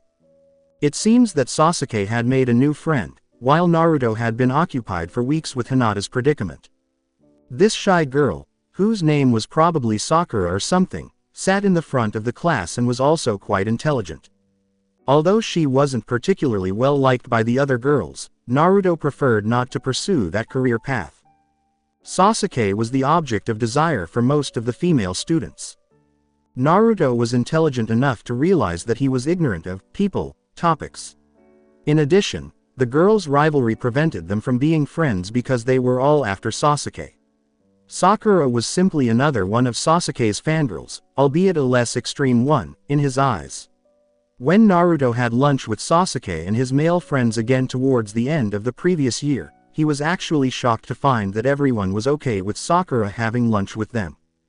Naruto was okay with it, I guess, as long as she didn't bother him like the other fangirls did. He thought she was pretty cute, too. Naruto nodded and motioned for her to follow him. Sasuke and I are about to train, so you can come watch us for a while if you want until we're done. Sakura grinned back at him and nodded, happy to have been allowed inside the compound. Unlike most of the girls in the class, her hair was bright pink and short. Odd combination. He pivoted and started strolling towards Shisui and Sakura, making their way towards the training grounds. Later, Shisui nervously said, "Sheesh, I feel like I'm teaching a class now." As he turned to face the full audience and activated his Sharingan. In the training forest near the Uchiha compound, Naruto, Sasuke, and Sakura took a seat on the spotless grass and waited for Shisui to start the training. But, I guess this is what it's going to be like when I get my own Genin team. The old man already said that I'm eligible to become a Jonin sensei. Pretty cool, huh? Both Naruto and Sasuke nodded, and Sakura nodded as well, albeit a little too late, after giving her two peers a nervous glance. Shisui started, casting a mildly curious glance at the girl with pink hair in front of him. All he said was, "You're not Hinata," as though he had just come to that realization. "Yeah," Sasuke said, grinning, on behalf of Shisui. "This is Sakura, she's another girl from our class. She's pretty smart, too." Sakura's cheeks reddened visibly, but none of the three boys noticed as Shisui nodded. "She's one of Sasuke's fangirls," Naruto remarked, attempting to be both shrewd and helpful in his explanation of the circumstances. Shisui laughed sarcastically as Sasuke gave Naruto his trademark death gaze. Sakura, meanwhile, continued to flush more, apprehensive about being so publicly revealed. To make up for her discomfort, Naruto said, "But I guess she's not as rabid as the others." Shisui gave a shrug and gave a loud clap to attract the attention of the three academy students in front of him. "All right," he said after gaining everyone's attention. "Without further interruption, let's begin our training. Let's start with a demonstration. Naruto, can you please attempt to create a bunshin for us?" Though muttering something under his breath, Naruto got to his feet and formed a chakra seal to create the desired clone. With hardly any chakra remaining in the technique, he unleashed the jutsu, which instantly caused a thick, needless cloud of smoke to appear beside him. It was a predictable, but pitiful, outcome. The smoke cleared to reveal a lifeless doll whose stupidity alone would distract an enemy. It collapsed to the ground, meaningless, scattering as loudly as Sasuke's derisive chuckles. Embarrassed and incensed, Naruto sat down without saying anything. Whatever the case, he and Sasuke were both aware that they couldn't create a clone. "Thanks, Naruto," Shisui said, suppressing his amusement at the clone's foolish appearance. After the smoke cleared and the laughter subsided, Shisui was the center of attention once more. "Now, Sakura, do you think you can explain why Naruto cannot make a clone?" Sakura trembled in response despite her awkward posture, clearly shrinking from the attention. "Well, I think it's because Naruto doesn't have enough chakra," she said, giving Shisui a nod of the head. Shisui said, "You're right. By saying that lack of chakra would cause a similar affect. However, I don't think that's the case. Naruto, would you like to perform the Uchiha's signature jutsu?" Which made Naruto give him a stern look. With a hearty nod, Naruto got back up, this time, much more quickly. Naruto landed on the tiger seal after flying through a few previously memorized seals this time. He lifted his hand to his lips, took a deep breath, and shifted his body away from the group. Kaden. Gokaku no Jutsu. When Naruto released his breath, a great stream of fire shot out of his mouth, forming a large ball of fire that slid safely out of their way. Sasuke and Shisui showed no reaction to this performance, but Sakura's eyes widened instantly. Her only real knowledge of Naruto was what she observed in class, and based solely on that, she concluded that Naruto lacked much ninja skill. She therefore assumed right away that his lack of chakra and focus was the reason he was unable to make a bunshin. She believed that Sasuke was the only person below Genin level who was capable of performing this C-rank ninjutsu, though, as it was definitely beyond her capabilities. "Well, we can see now that Naruto doesn't exactly have an issue with chakra," Shisui said, noting as a coincidental side effect the shift in air temperature. "Unless of course you consider having boatloads of chakra a problem." Sasuke raised his eyebrows in mild confusion upon hearing this. He said, "Wait, that doesn't make sense," and Shisui turned to face him. "I can make a fireball just as big as Naruto's, doesn't that mean we have similar sized chakra? But I can also make a bunshin." Shisui grinned, relieved that Sasuke had addressed the primary issue directly. "Exactly. That's what was causing me and Itachi so much trouble as well. How come Sasuke can create a fireball as big as Naruto's, but also make a bunshin? That doesn't make much sense, but we finally found an answer." Unconsciously, Naruto leaned forward, nervous to hear the response. Here's the deal, Shisui said. As a ninja with chakra flowing through our bodies, we naturally have an affinity toward a specific elemental chakra. That's usually what most ninjutsu is based upon, elemental techniques. There are 5 basic elements: water, earth, fire, lightning, and air.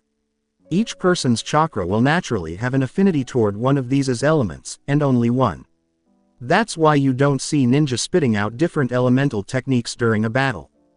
Sasuke interjected, seeing a weakness in this notion, but Itachi can use both fire and water techniques.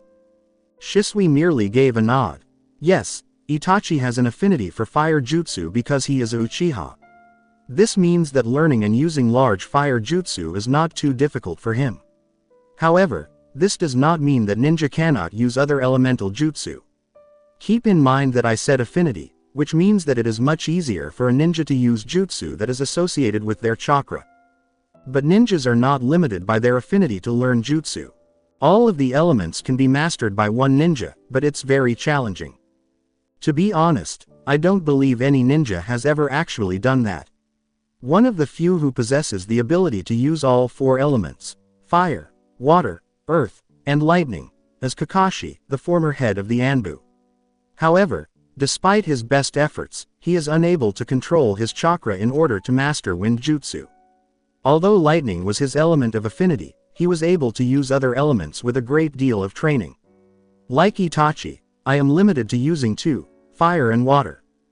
When Naruto joined the Uchiha, we naturally trained him using our regular training methods, not even thinking whether or not his chakra was fire. However, we soon discovered that he was also able to produce a fire jutsu alongside Sasuke. No kids his age are able to produce elemental ninjutsu at that level unless they have a strong affinity toward it. So we naturally assumed Naruto had affinity toward fire. Case solved. Almost all Uchiha have a natural affinity toward fire, and a powerful one at that. As a result, Sasuke can even produce a powerful fire jutsu at his age. However, Itachi eventually gave it some more thought. What if Naruto was not attracted to fire? What if, even at such a young age, his chakra was simply so strong that it could use more than one element? You can produce a Bunshin while he cannot because Naruto has a stronger chakra than you do, Sasuke. In fact, Naruto's chakra is so strong that he is unable to produce a Bunshin. That's never happened before. This implies that Naruto has a chakra that is significantly stronger than mine. So, because Naruto's chakra is so strong, I figured out that he'd be able to use fire jutsu even though it's not his affinity. That's why he's around the same level as you, Sasuke, who has a natural affinity in fire, because his element isn't fire. And to prove all of this, take this Naruto. To the boy's surprise, Shisui gave Naruto a small piece of plain paper as he concluded his speech. Shisui went on, put some of your chakra into that paper. That will show you what affinity your chakra has. Despite shrugging, Naruto went ahead and did it. He pushed his inner energy into the paper, not expecting anything to come of it. For an instant his hand glowed a pale blue, and then nothing happened for a second until the paper was split in half as though someone had taken exact scissors to it. Despite not understanding what it meant, Naruto's eyes grew wide with excitement. He released the 2 pieces of paper and watched them fall to the ground, asking happily, "What does that mean?" "It split, look." With raised eyebrows, Shisui nodded. "That's impressive. That means that your chakra is wind, Naruto." Naruto instantly scowled. "But, I want it to be fire. I want to make things explode like a true Uchiha." Shisui opened her mouth to laugh, but Naruto's expression was dead serious. The rarest of the main 5 elements, wind was exceedingly uncommon. Though he understood why Naruto was upset, Naruto should be happy to have it. Naruto's goal was to emulate Uchiha, including possessing a fire chakra similar to theirs. He surmised that, "It's burning." Shaking his head, Shisui turned to face Sakura, who had just blurted out something without warning. "What was on fire?" She yelled, "The paper is burning," and pointed to Naruto's feet below. What the hell happened when Shisui's gaze followed her train and fell upon Naruto's feet? As she had predicted, the 2 pieces of paper that had been split in half by wind chakra were, in fact, now burning with a tiny flame and turning to ashes. What in the world is going on? Sasuke darted to Naruto's side as he cautiously took a step back. Wait, does that mean that he really has an affinity toward fire, too? Asked Sasuke. Without delay, Naruto grinned and pumped his fist. He enthusiastically gave Sasuke a quick high five and exclaimed, "Yes. I knew I was really fire-natured." When Naruto noticed that Shisui's wide eyes were still fixed on the ashes of the burned paper, he was about to give him a high five as well. Shisui looked shocked.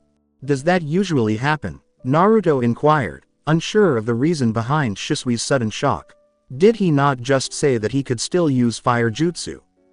"Well," Shisui uttered, obviously dazed. "I don't know." Shrugging, Naruto showed no emotion. He was content as long as the paper proved he possessed fire jutsu. With everyone staring at him, it took Shisui an additional 30 seconds to revert to his usual demeanor and resume the lesson. He hummed, shaking his head to clear his mind. "Well, moving on, let's talk about how to fix Naruto's problem. Your chakra is special, and, well, you won't be able to make a normal bunshin. So, Itachi and I came up with an alternative. You're gonna love this, trust me. It's a super jutsu that only the best of ninja know. Kage Bunshin no Jutsu." Shisui anticipated that the children would be amazed once more, but their looks didn't shift in the way he had anticipated. All he had to do was show them just how amazing this jutsu was. He would have to give them an explanation first, though. "Let me explain," he said in a serious tone. "The shadow clone jutsu is Naruto." A serious voice yelled out Naruto's name, surprising everyone by making them look behind. Naruto spun around in shock, and to make matters worse, he noticed Hinata running toward him from a distance. Happily, Naruto exclaimed, "Oh, hey Hinata-chan." She could potentially train with him, so he was happy she could attend this session. Why was she running at him, you ask? She didn't seem to be slowing down at all. It was almost like she was dead sprinting. "Hold on." Humph. Naruto let out a painful cry as Hinata unexpectedly tackled him to the forest floor in front of everyone. He was lying on the ground with Hinata on top of him, and he shook his head emphatically. He said, hi, wanting to know what was going on. When he finally looked up at Hinata in front of him, he scowled. Her eyes and face betrayed her tears. Why would she be in tears? She exclaimed, "Oh, Naruto," with a voice that was obviously about to break. With her arms tightly encircling him, she buried her head into his chest, giving the impression that he would vanish if she released him. "I thought I'd lost you." Naruto was perplexed. What do you mean? You know where I always am." She shook her head and poured out her heart into his chest. With a quick glance at Sasuke and Shisui, Naruto's eyes begged for assistance or an explanation. The boys both shrugged, acknowledging that they had no idea what to do or where Naruto was. It was raining. Sob, and we're on the Hokage monument, sob, and. Naruto interrupted, sitting Hinata-chan up so she was facing him on the ground and saying, "Hinata-chan." Trying to square her and look her in the eye, he put both of his hands on her shoulders. "Slow down. Just tell me what happened clearly." She calmed herself down by taking a deep breath and nodding while meeting his gaze directly. She began, "Last night, I had a nightmare where I was with you on top of the Hokage monument," but Naruto stopped her before she could say anything more. In an attempt to console himself, Naruto exclaimed, "See, it was just a nightmare." Hinata was not persuaded. She said, "But it was so clear. As if that had made a difference in the world. And I remember everything clearly. You left me." With a smile, Naruto shook her head. "But it was still a dream, Hinata-chan. I'm right here, and I'm not leaving you." Hinata was still not entirely persuaded. "It was so clear, you were leaving me. And, you had a Sharingan."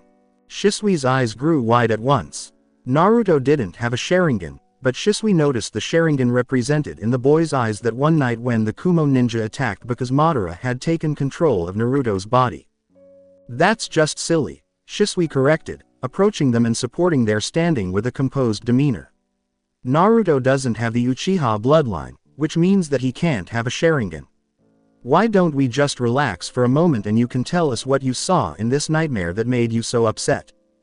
Hinata gave a nod of her head and grinned as she thanked Shisui for her assistance. I wish I had a Sharingan, Naruto said coolly, attempting to lighten the situation. Then I'd be able to hypnotize people like Shisui. Hinata froze at once. Was that all he said? Hypnotize.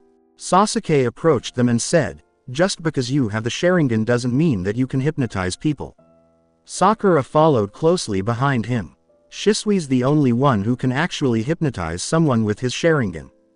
With a sneer, Naruto engaged Sasuke in a heated argument about how his Sharingan would be more powerful than the combined might of Itachi and Shisui, even though Hinata was unable to hear them. Her heart nearly flipped over as she made eye contact with Shisui's activated Sharingan, leaving her mind in disbelief. That's the Sharingan, she stammered as she gradually moved away from Shisui. Everyone put down their arguments and looked back at her. Naruto questioned, what Sharingan? Believing he had missed something. That's the Sharingan I saw in my dream. It left Naruto speechless. Did all Sharingan have the same appearance? Don't worry about it, Hinata, Shisui waved, echoing Naruto's sentiments. All fully activated Sharingan look the same, there's barely any difference in each individual's. Hinata continued to back away and shook her head. No, she exhaled frantically. That's the Sharingan that I saw, and Naruto, he hypnotized me, he told me to be still and close my eyes, and I had no control over my body. Shisui was cut off. He was the only Uchiha, as far as he knew, possessing those special hypnotizing abilities. Hinata appeared to be certain that she was seeing with his eyes, but why would she see through Naruto? With a nervous arm behind his head, Shisui suggested that everyone just sit down. Hinata, I think you need to tell us about this dream that you had, he said. AIM convened the community. Now is the right moment. Conan's eyes went wide with shock. When she had entered Yahiko's bedroom that morning, she had anticipated politely rousing her boyfriend, the leader of AIM, but instead he was sitting on the side of his bed, fully clothed in an Akatsuki robe, gazing down into his hands, which held a small framed picture. That's really that time, isn't it? Conan remarked as he sat down beside him on the bed. She glanced down at the photo, which had been taken years prior in AIM, in front of a modest cabin. Yahiko was crouching behind them, trying to look important. Conan was giggling quietly next to him. Nagato was sitting across from Yahiko with a small smile on his face, and Jiraiya was crouching behind them, grinning at the camera. Yes, Yahiko answered, fixing the red-haired Nagato with his Rinnegan eyes. Even though the time was short, we all felt like we were on top of the world back then. We had Jiraiya-sensei and each other, but things didn't work out. Nagato was killed as a result of his abandonment of us. I will always remember that suffering, but it strengthened us. And now, very soon, it will truly be you and me at the top of the world. And at last, peace will prevail, exactly as Nagato had desired. Yahiko turned to face Conan, who was standing next to him. She was shocked to see that his Rinnegan had been turned off and that, in contrast to the icy and hardened spirals of the Rinnegan, she was lost in his genuine blue eyes. Yahiko, who was holding her blushing face and putting a hand on her cheek, said, I love you. He looked her in the eyes with total seriousness, neither smiling nor laughing despite the fact that they were both in their early 20s and had survived a lifetime of suffering and misfortune together. When they parted, Yahiko kept pressing his head against hers, so his forehead was pressing against hers. His eyes were closed as he smiled and put his arms around her waist. Conan smiled and closed the distance between them, kissing her lips lightly. We've grown so much. Nagato would be proud. We've come so far, he said, keeping his eyes closed. We are going to change the world at last, and this will mark the formal beginning of that change. Send word to the village in front of the Akatsuki Tower and go. I will assemble my captains. Now is the right moment. Conan nodded, excitement and sheer happiness lighting up her face as she leapt off the bed and ran out of the room, ready to call in the village. Yahiko grinned back at her, getting to his feet and getting ready to head out of his own room, but not before he placed the priceless photo gingerly on the stand beside his bed. He said, It's time, Nagato, focusing on his red-headed best friend's beaming face in the photo. I've found the solution. I fulfilled my pledge. The world needs to change right now. Outside, everything was normal in the village. Even the occasional passing Akatsuki captain would cause sporadic crowds of fangirls to squeal with awe. Children ran through the streets of AIM, each and every one taking full advantage of the lack of rain in the sky. Ninja, young and old, were honing their skills on various training grounds, and household wives strung up the laundry on lines outside, using the sun to dry them. Romantics had taken their girlfriends to the top of high skyscrapers. All the daily activity, however, seemed to come to an abrupt end when people started pointing high above at the sky. To an outsider, it might appear as though there was an eagle or some other large bird soaring high in the air above them, but to all the people of AIM, they knew the figure as the Angel of AIM right away. In the past, the public appearance of the angel was a sign that their god, the leader of AIM, wished to speak with the village. They waited patiently, seeking any kind of sign from the flying goddess. Word quickly spread throughout the busy city, and soon almost the entire village was outside of the buildings, looking up in the air in either wonder or curiosity. To everyone's surprise, a sheet of white started to fall from the sky, almost like snow, but the locals knew otherwise. Sheets of paper started to cover the entire city, making it look like snow. Adults just grabbed one out of the air, while children giggled and tried to catch as many as they could. When they looked at the paper, they were shocked to see the same image on each piece, a red cloud, which is Akatsuki's symbol. Their god had called them to the Akatsuki Tower, and that was the only meaning this symbol could have. The whole city came alive again. People ran to their houses to tell others, or just to gather what they could, and some just went straight to the tallest tower in all of AIM, the Akatsuki Tower, which stood in the middle of the city. The paper would soon scatter and vanish, but the message had reached its destination. Hundreds and hundreds of people were crammed into the buildings in front of the Akatsuki Tower, or in front of the tower itself, within 30 minutes, all staring out the windows. Tower Akatsuki. The 9 members of Akatsuki were in numerical order in front of him, starting with 1, the first captain, and finishing with 9, the newest captain. All 9 of the ninja in front of him were S-ranked, and it's possible that they were the most skilled ninja in their respective villages, but they had been abandoned, turned away from their homes, and forced to live on the run. That is, until he had given them a reason to live. Now the village was in love with these lethal killers, revered by all, and he, the leader of Akatsuki, was a hero to the captains and a god to the people of Akatsuki. Yahiko stood in front of them wearing his Akatsuki robe with the kanji 0 written on the back. I have summoned you all here this morning, because today marks the true beginning of Akatsuki. And therefore, today marks the true beginning of bringing peace to the world. Yahiko said. He went on, Akatsuki has one ultimate goal that needs to be accomplished, and that is world peace. But each of you has a different goal. Each of you joined Akatsuki for a different reason, and each of you has distinct objectives you hope to fulfill through Akatsuki. You are all S-ranked offenders who were judged to be too strong and dangerous to stay in the village. But despite your disparate histories, you are all standing next to one another in order to reach the same goal in the future. As Conan finished the last section, Yahiko's Rinnegan eyes fell on him. Separate, we are criminals, but together, we are a family, Conan grinned proudly. I'm going to anoint you all in front of the village, so come with me now. We have all the captains we need, so the first layer of Akatsuki is finished.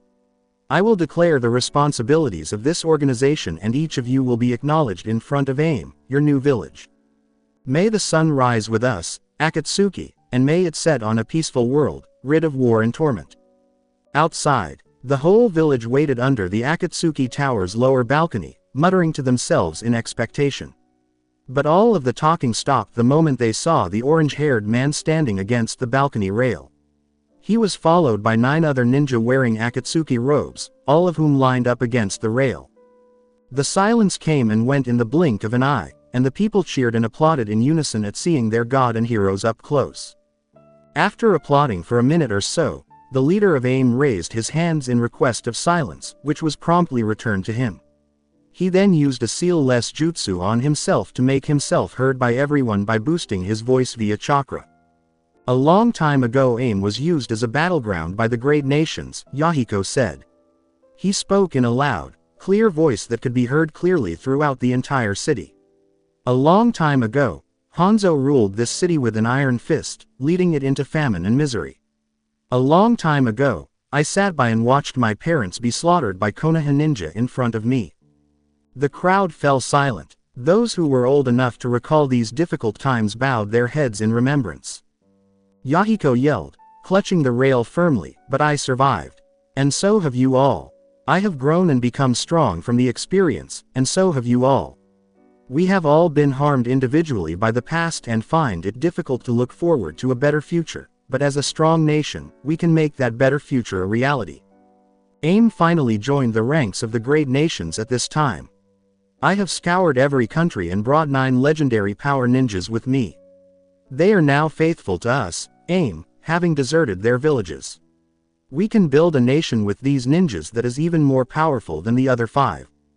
The 9 ninja behind me, Konan, Kimimaro, Raizo, Sasori, Kakuzu, Orochimaru, Zetsu, Deidara, and Hidan, will be the captains of their respective squads.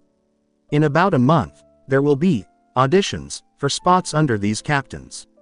The strongest among you will become the lieutenants of the captains, and the remaining 50 or so will be ranked under. Today is the true birth of Akatsuki. But AIM isn't the only one receiving this invitation to join Akatsuki. All of the great villages will receive invitations from Konan for ninja who want to go and join a better country. Strong captains are insufficient for AIM to have nearly the same military might as the other countries. We'll need to enlist more ninja from other villages and strengthen our military force. We will integrate the forces of Odo into our nation, since they are already loyal to Orochimaru, and we will grow Akatsuki to the point where we can spread our peace to the rest of the nations. Akatsuki will soon be the only ninja system in the world. Only then can there be true peace. Until then, I'll open the Akatsuki Academy in AIM, where people who want to join Akatsuki and become ninjas can go. You will be placed in a squad after passing the academy. The top 10 ninja will be ranked within the squad, which will expand over time, and they are all required to obey the captain and lieutenant's orders. Then, I will declare this nation a great village on a global scale and have the other cages acknowledge this. From there, Akatsuki will be hired more and we will gain more money, which is needed if we are to integrate more people.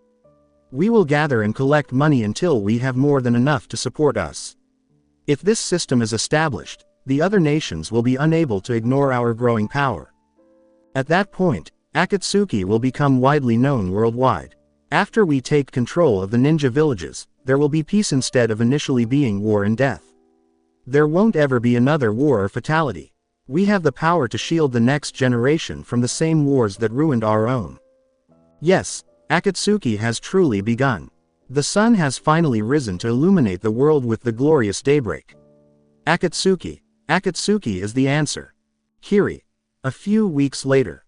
He sighed as he threw the last few items into his tiny travel bag and took one last look around his room. Due to his identity, he had experienced discrimination against others since he was a young child. He had received ninjutsu training from a master to hone his skills instead of attending the academy. He had never had a family or friends in his entire life.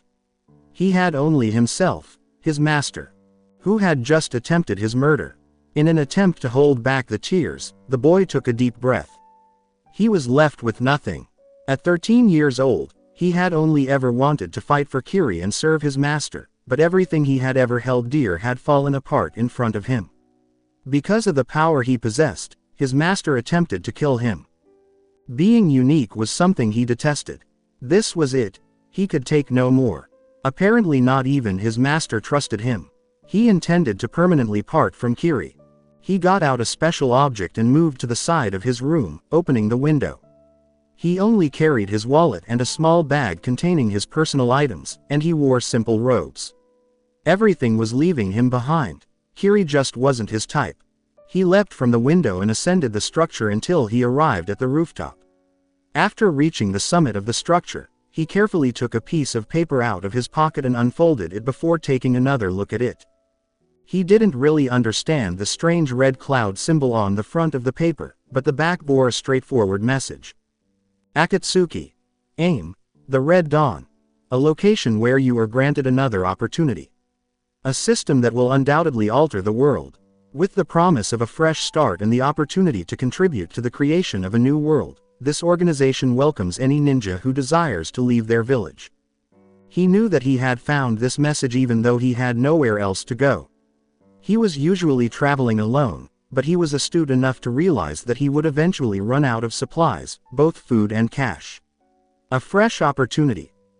For a fresh start, he would travel to aim to discover the true nature of this Akatsuki. He raised his weapon to his face, released a bubble around himself, and then shot into the air, heading straight for aim. The Rice Land, Akatsuki. Aim, the Red Dawn. A location where you are granted another opportunity. A system that will undoubtedly alter the world, with the promise of a fresh start and the opportunity to contribute to the creation of a new world. This organization welcomes any ninja who desires to leave their village. She turned the paper over and peered at the odd red cloud, sighed. Her life had descended into hell ever since her family was murdered by the man with the crimson eyes. Even though she was only 11 years old and about to turn 12, she didn't feel like she belonged in this world. She was special. She possessed crystal power, but she had no idea how to harness it. Everyone on the surrounding land, including Odo, had received an invitation to become members of this group known as Akatsuki. It was even claimed that Orochimaru, the leader of Odo, was a captain there. She would have to visit AIM because she had nowhere else to go. It didn't sound all that horrible either. She would have the opportunity to strengthen herself in the hopes that she would eventually be able to face the man with the scarlet eyes and exact revenge on her family. Konoha. Examining the piece of paper with the red cloud on it, Naruto scowled. He curled it up with a shrug and threw it in the kitchen trash can right away. Hanzo cannot be responsible for this, the voice inside his head said. So then the rumors must be true. AIM must have a new leader. Naruto gave a nod. Yeah, Shisui mentioned something about that before. This leader would have to be extremely powerful in order to have defeated Hanzo. Wait, is there a chance? Naruto scowled at his confused state of mind. A chance that what? There were also rumors that I heard, a long time ago, that the Rinnegan had awakened within a boy in AIM. If anyone was strong enough to defeat Hanzo, it would be someone with a Rinnegan. So, I would keep an eye on Akatsuki for now. I have little doubts that this new leader of AIM isn't lying when he says that he is going to do something revolutionary. If anyone has the power to change the world, it's someone with a Rinnegan. Once more, Naruto shrugged, not giving much thought to the absurd ideas racing through his mind. After all, in just a few days would be the start of the Academy's final year. Yes, then, the adventure will truly begin. Uchiha Compound. Prior to midday. Good morning, Naruto. Makoto grinned as Naruto knocked politely and entered through the front sliding door. With a gesture, she led him to the table where Sasuke, Fugaku, and an unexpected Itachi were seated, ready for breakfast to be served. You're just in time for breakfast. Sit down while I go make an extra plate for you. Arigato, Ka-san, Naruto said, bending respectfully. He approached the table and sat down next to Sasuke. After just a brief moment of introductions, Makoto reappeared at the table and presented Naruto with a plate brimming with appetizing-looking food.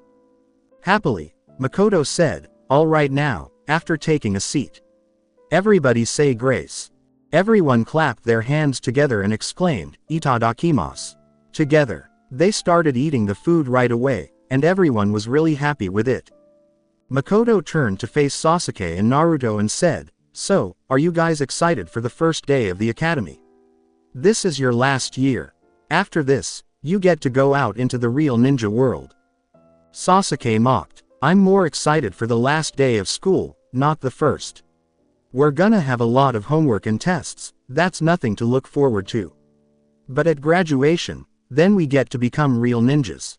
Naruto was forced to nod in agreement. And Hinata will finally be free. The peculiar way that Naruto phrased his sentence kind of turned people off, but nobody seemed to want to discuss why he said it that way. There seemed to be an awkward silence until Itachi made the decision to end it. With composure, he said, enough. There are more important things to discuss, as if that wasn't offensive at all. Surely the current news on the ninja world's dilemma is more important than whether or not Naruto can play ninja with Hinata each day. Makoto shot her oldest son a hard glare and a scowl, but he ignored them both. She chastised Itachi-kun, don't be rude, wiping her mouth with her napkin. You know how important Naruto's friendship with Hinata is to him. Itachi went on, as if she hadn't made the request. The world of ninjas is changing as we know it, he said, his voice perfectly level and emotionless once more. Perhaps when they graduate, they won't even be able to become ninja for Konoha. Fugaku stepped in this time, wanting to know what Itachi meant when he said that. He wanted to know what his oldest son thought, so he asked Itachi, "You don't really believe that this, Akatsuki, business is really going to make that big of a deal, do you?" Itachi scowled deeply at his face. "I've seen the leader of AIM with my own eyes. I've witnessed his power. If any ninja was strong enough to destroy the world, it would be that man, the man capable of defeating the legendary Hanzo when he was my age." Itachi didn't seem to mind that anyone stopped him from continuing. He declared Akatsuki a nation. He boldly informed the entire ninja world that anyone is welcome to abandon their village to join his. AIM already by far is the largest growing ninja village, and by far the most advanced. They have skyscrapers in their village. They manufacture their own weapons by the thousands. It doesn't matter if AIM grows, Fugaku said. Their growth has nothing to do about whether or not Sasuke and Naruto become Konoha ninja. Itachi gave a headshake. "I have an important mission to go on today. As captain of the Anbu, I am personally escorting the Hokage to a meeting of all the land's cages, a meeting summoned by the leader of AIM himself. The Hokage told me that he wishes to declare AIM a great village. That's how much he's already changing the ninja system." Makoto asked, "And what's the matter with that?" as she continued to eat her meal while Itachi's was abandoned. Despite not being a ninja herself, as the wife of the Uchiha clan head, she was more knowledgeable about the ninja world than almost any civilian. "AIM being a great village has nothing to do with us." Itachi shook his head once more, looking visibly upset. "No one gets it but me and Shisui. There's a reason behind everything. Why would the leader of AIM want to become a great village? What would a village which already has the ninja force of a great village gain from actually becoming one?" Fugaku and Makoto thought for a moment before saying, "Money, together." "Exactly," Itachi shot back, "and when AIM amasses more money to their already booming city, they'll be able to support even more ninja who want to join forces with them. There are reports that all of Odo, the majority of Kusa, Yuki, and so many other minor villages have immigrated with AIM. AIM will become a national power, with a ninja force stronger than all of the great villages combined and the money to support its foundation." This turned off Makoto and Fugaku a little bit. While Naruto appeared to lose himself in his meal, Sasuke only listened with a slight interest. Fugaku remarked, half-jokingly, "I suppose, if AIM had the desires to take over the world. What the leader of AIM wants, I don't know," Itachi said as he got up from the table. "I don't know if he's some tyrant who wants to take over the world. That's not what scares me. What scares me is that if he wanted to take over the ninja villages, eventually, he'll be able to. I have to prepare to leave now." That was Itachi's way of dismissing himself from breakfast, and he strode out of the room. Makoto gave Fugaku a dramatic eye roll, but the man just sighed to himself and pinched the bridge of his nose. Makoto said, "Oh, don't mind him," to everyone, but especially to Sasuke and Naruto. "Itachi's a pacifist, yeah, that's a good way to put it." Unfortunately, he was alive to witness some of the terror of the Third Great Ninja War, and ever since then, he's tried his hardest to prepare for the next war, almost being paranoid of when it would happen. Sasuke gave a noncommittal shrug. Conversely, Naruto gazed intently at his meal, his mind elsewhere. "Itachi is pretty shrewd," the voice in his brain said. "He seems to be one of the few who takes Akatsuki seriously." With a shrug, Naruto showed no emotion. He turned to face the voice and said, "Nothing's going to stop me, Sasuke and Hinata from becoming ninja here at Konoha. It's our dream. This, Akatsuki, can't take that away. Dreams of peace can only last so long before they are replaced with dreams of hatred and revenge. Whatever. You don't believe me now, but in time, you will learn that the only voice of truth and reason in your life is the one you are listening to right now. You can only trust yourself and what is a part of you. You can only dream for yourself and what's a part of you." Makoto asked the boy, who was staring down at his food strangely and not moving, "Naruto, are you okay?" After giving a brief shake of his head, Naruto grinned at his mother figure. Only alone can you truly succeed. You can't betray yourself, after all. Aim. In an attempt to quell his nerves as he waited for his cue, Utakata swallowed hard and sat down in front of two large wooden doors. This was the situation. This would determine whether or not it would be wise to leave Kiri. Akatsuki had to demonstrate his abilities in front of the captains and the leader himself because of this peculiar ninja system. He had spent roughly a week lodging in AIM. He was shocked to see how animated everyone was in such a depressing place. Akatsuki. Everyone he inquired about spoke highly of it. In any case, he gained the knowledge he required to be able to join. It seems that each major village, as well as other villages, had 9 captains, S-ranked criminals. He had inquired about the identity of Kiri's S-ranked criminal. He had anticipated hearing from a well-known figure, such as Kisame or Zabuza, but they had not even named him. After he demonstrated his skills, the captains would choose which squad, and how high on the ranking list to place him. He was modest about his skills, but not to the point where he refused to acknowledge his lack of strength. He knew how much the people in this village loved the Akatsuki, so he hoped that he would have impressed the captains enough to guarantee a high rank in any squad. He became jealous that S-ranked criminals were given such hero treatment. Maybe this was the place where he would be accepted at last, and a voice beside him said, "I wish they would just hurry up this process already." And broke his train of thought. "I'm starting to get bored." Utakata swiveled his head to look at the girl seated next to him, who didn't seem to be very nice. She was around his age, though clearly younger, and had unusual, blue hair, which surprised him greatly. If he had to guess, he would probably say that she belonged in Akatsuki's academy program. Utakata said, not looking at the girl but loud enough for her to hear, "Why don't you just shut up?" Before his test, he didn't want to be dealing with a headache that was starting to bother him. The girl turned to face him right away, and Utakata felt her chakra flare and saw her fist clench. She made a loud threat, drawing the attention of everyone else seated nearby, saying, "You want to say that to my face? I don't think you have the guts." With a lazy gaze, Utakata raised his head to meet hers. "Learn your place, kid. Some people are trying to focus here, and you have the nerves to open your mouth and talk like the arrogant brat you are." Utakata smiled, then dropped his head once more, staring at the floor as he saw a flame of anger flare in the girl's eyes. "Well, unlike you, I don't need any preparation for this. I'm confident in my skills," the girl said, continuing the loud conversation. Unflinchingly, Utakata pointed out, a usual trait in pathetic and incompetent ninja, without even looking at her. "If you were competent in your skills you'd still probably be in whatever ninja village you came from." The girl felt furious. "You know nothing about me." Utakata did not budge. "As soon as I start caring I'll let you know." A voice at his side said, "They're ready," and Utakata turned to see a guard standing there in silence.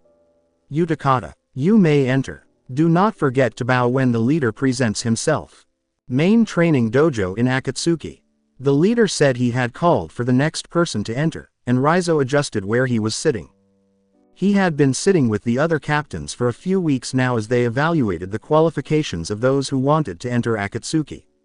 Most captains had already selected their second-hand man, their lieutenants, and a sizable number of ninja from various nations had already shown themselves, but he still hadn't found someone who suited his style. Granted, he had assembled a sizable ninja force for his squad, Squad 3, but he still hadn't selected the ideal lieutenant. He let out a sigh. It was undoubtedly a drawn-out process.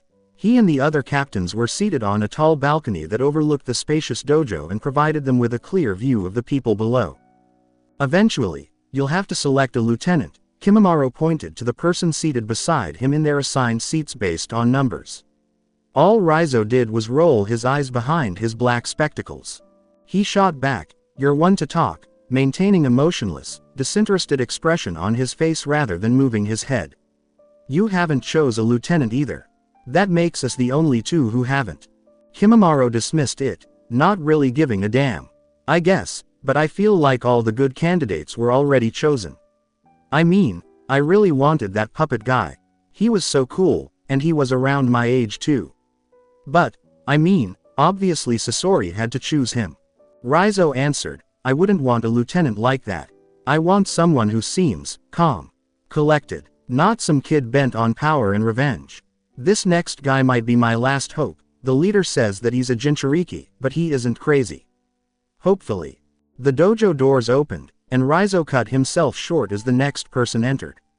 An adolescent, roughly Kimamaro's age, entered wearing relaxed blue robes. His dark hair fell in a medium length over his face. Rising from the center of the group, Yahiko approached the upper balcony's rail and peered down at the ninja. Utakata bowed to the great leader of Akatsuki, lowering himself to his knees and resting his forehead on the ground. Yahiko commanded, Rise, his voice resounding across the enormous space. Utakata looked around the room as soon as he got up. The dojo was enormous. He was merely on the first floor of what was effectively a multi-story dojo that occupied the entire tower. There had to be 50 more floors above him, all of which were training dojos, even though the second floor was just a balcony from which to view the first floor. With the 9 Akatsuki captains sitting there staring down at him, Utakata could not help but feel intimidated as he looked up to the second floor above him. The fact that all of those captains were S-ranked just made him more tense. However, the thing that turned him off the most was that the Akatsuki leader appeared to be no more than 25 years old. For AIM, this man was meant to be a godlike figure, supreme in authority and prestige. How on earth was he so young? How could a person so young command the attention of 9 infamous criminals in a whole country? The leader said, Utakata of Kiri, in a voice that was both low and commanding. You have chosen to demonstrate your skills in hope that you could become a part of Akatsuki. Today, your skills will indeed be tested, and your results will determine what squad you need to be placed on, or whether or not it would benefit us for you to first attend the Akatsuki Academy. After swallowing, Utakata nodded his head. Specifically, how would he be tested? Yahiko went on, pointing to Sasori behind him, one of our captains will be the one testing your abilities. We will begin immediately. Utakata felt herself starting to yell in protest. Would he be put to the test against an S-ranked ninja's power? Naturally, that would make his abilities appear pitiful. But rather than speak his mind, he quickly bent, already taking a combat stance. But while Utakata had anticipated that the captain would leap to the dojo, a masked ninja materialized in front of him a few yards away, clothed in training gear with red clouds printed on it. First assessment. Defend yourself without attacking. The ninja charged forward without more ado, obviously about to attack. They were therefore diving straight in. Utakata didn't care. He was eager to demonstrate his true abilities to the captains. With no effort at all, Utakata was able to avoid every blow that the ninja threw at him. It was nearly too simple. No, it was far too simple. From a mile away, he could see the ninja's punches coming. He was able to sidestep and curve around the different blows, sometimes parrying and blocking them. It took the leader less than a minute to realize that this was second nature to him. The ninja abruptly stopped attacking him and pivoted backward to return to his starting position. Test passed. Difficulty increased. Just as Utakata was about to inquire further, 2 more ninja who were exactly like the first one materialized in front of him and attacked him without any delay. Even though it was obvious that none of the 3 ninja had genuine skill, Utakata had to concentrate as he started to sidestep their attacks because of their quantity, which made it difficult to avoid them without also attacking. But, similar to the previous time, Utakata was able to dodge every blow without receiving any hits. He moved around them as easily as water around rocks, dodging kicks and punches and leaping and flipping when necessary. And like the previous time, Yahiko saw after a minute's observation that Utakata had once again shown his mettle. Test passed. Difficulty increased. Instead of waiting as he had done the previous time, Utakata leapt backward anticipating the appearance of 2 more ninja. Rather, the 2 that had previously appeared vanished, leaving him facing a single masked ninja. Unlike before, though, the ninja held a sword out of nowhere and started to whirl it around with apparent skill. Utakata took out a kunai after nodding. With his sword hanging loosely by his side, the ninja lunged forward. His first blow was a swift thrust to Utakata's chest, clearly indicating to Utakata that he intended to kill him. Utakata managed to quickly slant sideways, letting the blade miss its target. In response, the ninja twisted his body in the opposite direction, expecting to land a spinning kick in Utakata's back. However, Utakata lowered himself to a low crouch and let the foot fly over him. The ninja continued to spin, lowering his foot until it was low enough to catch Utakata's feet the second time. The strange increase in the ninja's talent impressed the Kiri Jinchuriki, even though it was still insufficient to harm him. Though this time Utakata was out of reach, the ninja's spinning kick failed to connect with its target. Utakata used a shunshin to get safely behind the ninja, and he anticipated that it would take some time for the ninja to realize where he had disappeared. To his utter surprise, though, the ninja threw several kunai directly behind him at Utakata, who just about managed to knock them out of the air in time with his own kunai, without even fully turning around. Test passed. Difficulty increased. You may begin to attack the ninja. Utakata glanced up at the leader without pausing. Instead, before he could turn around, he hurled his own kunai at the masked ninja. But as before, the ninja appeared to have eyes in the back of his head, and he was able to avoid the attack by sidestepping it while remaining motionless.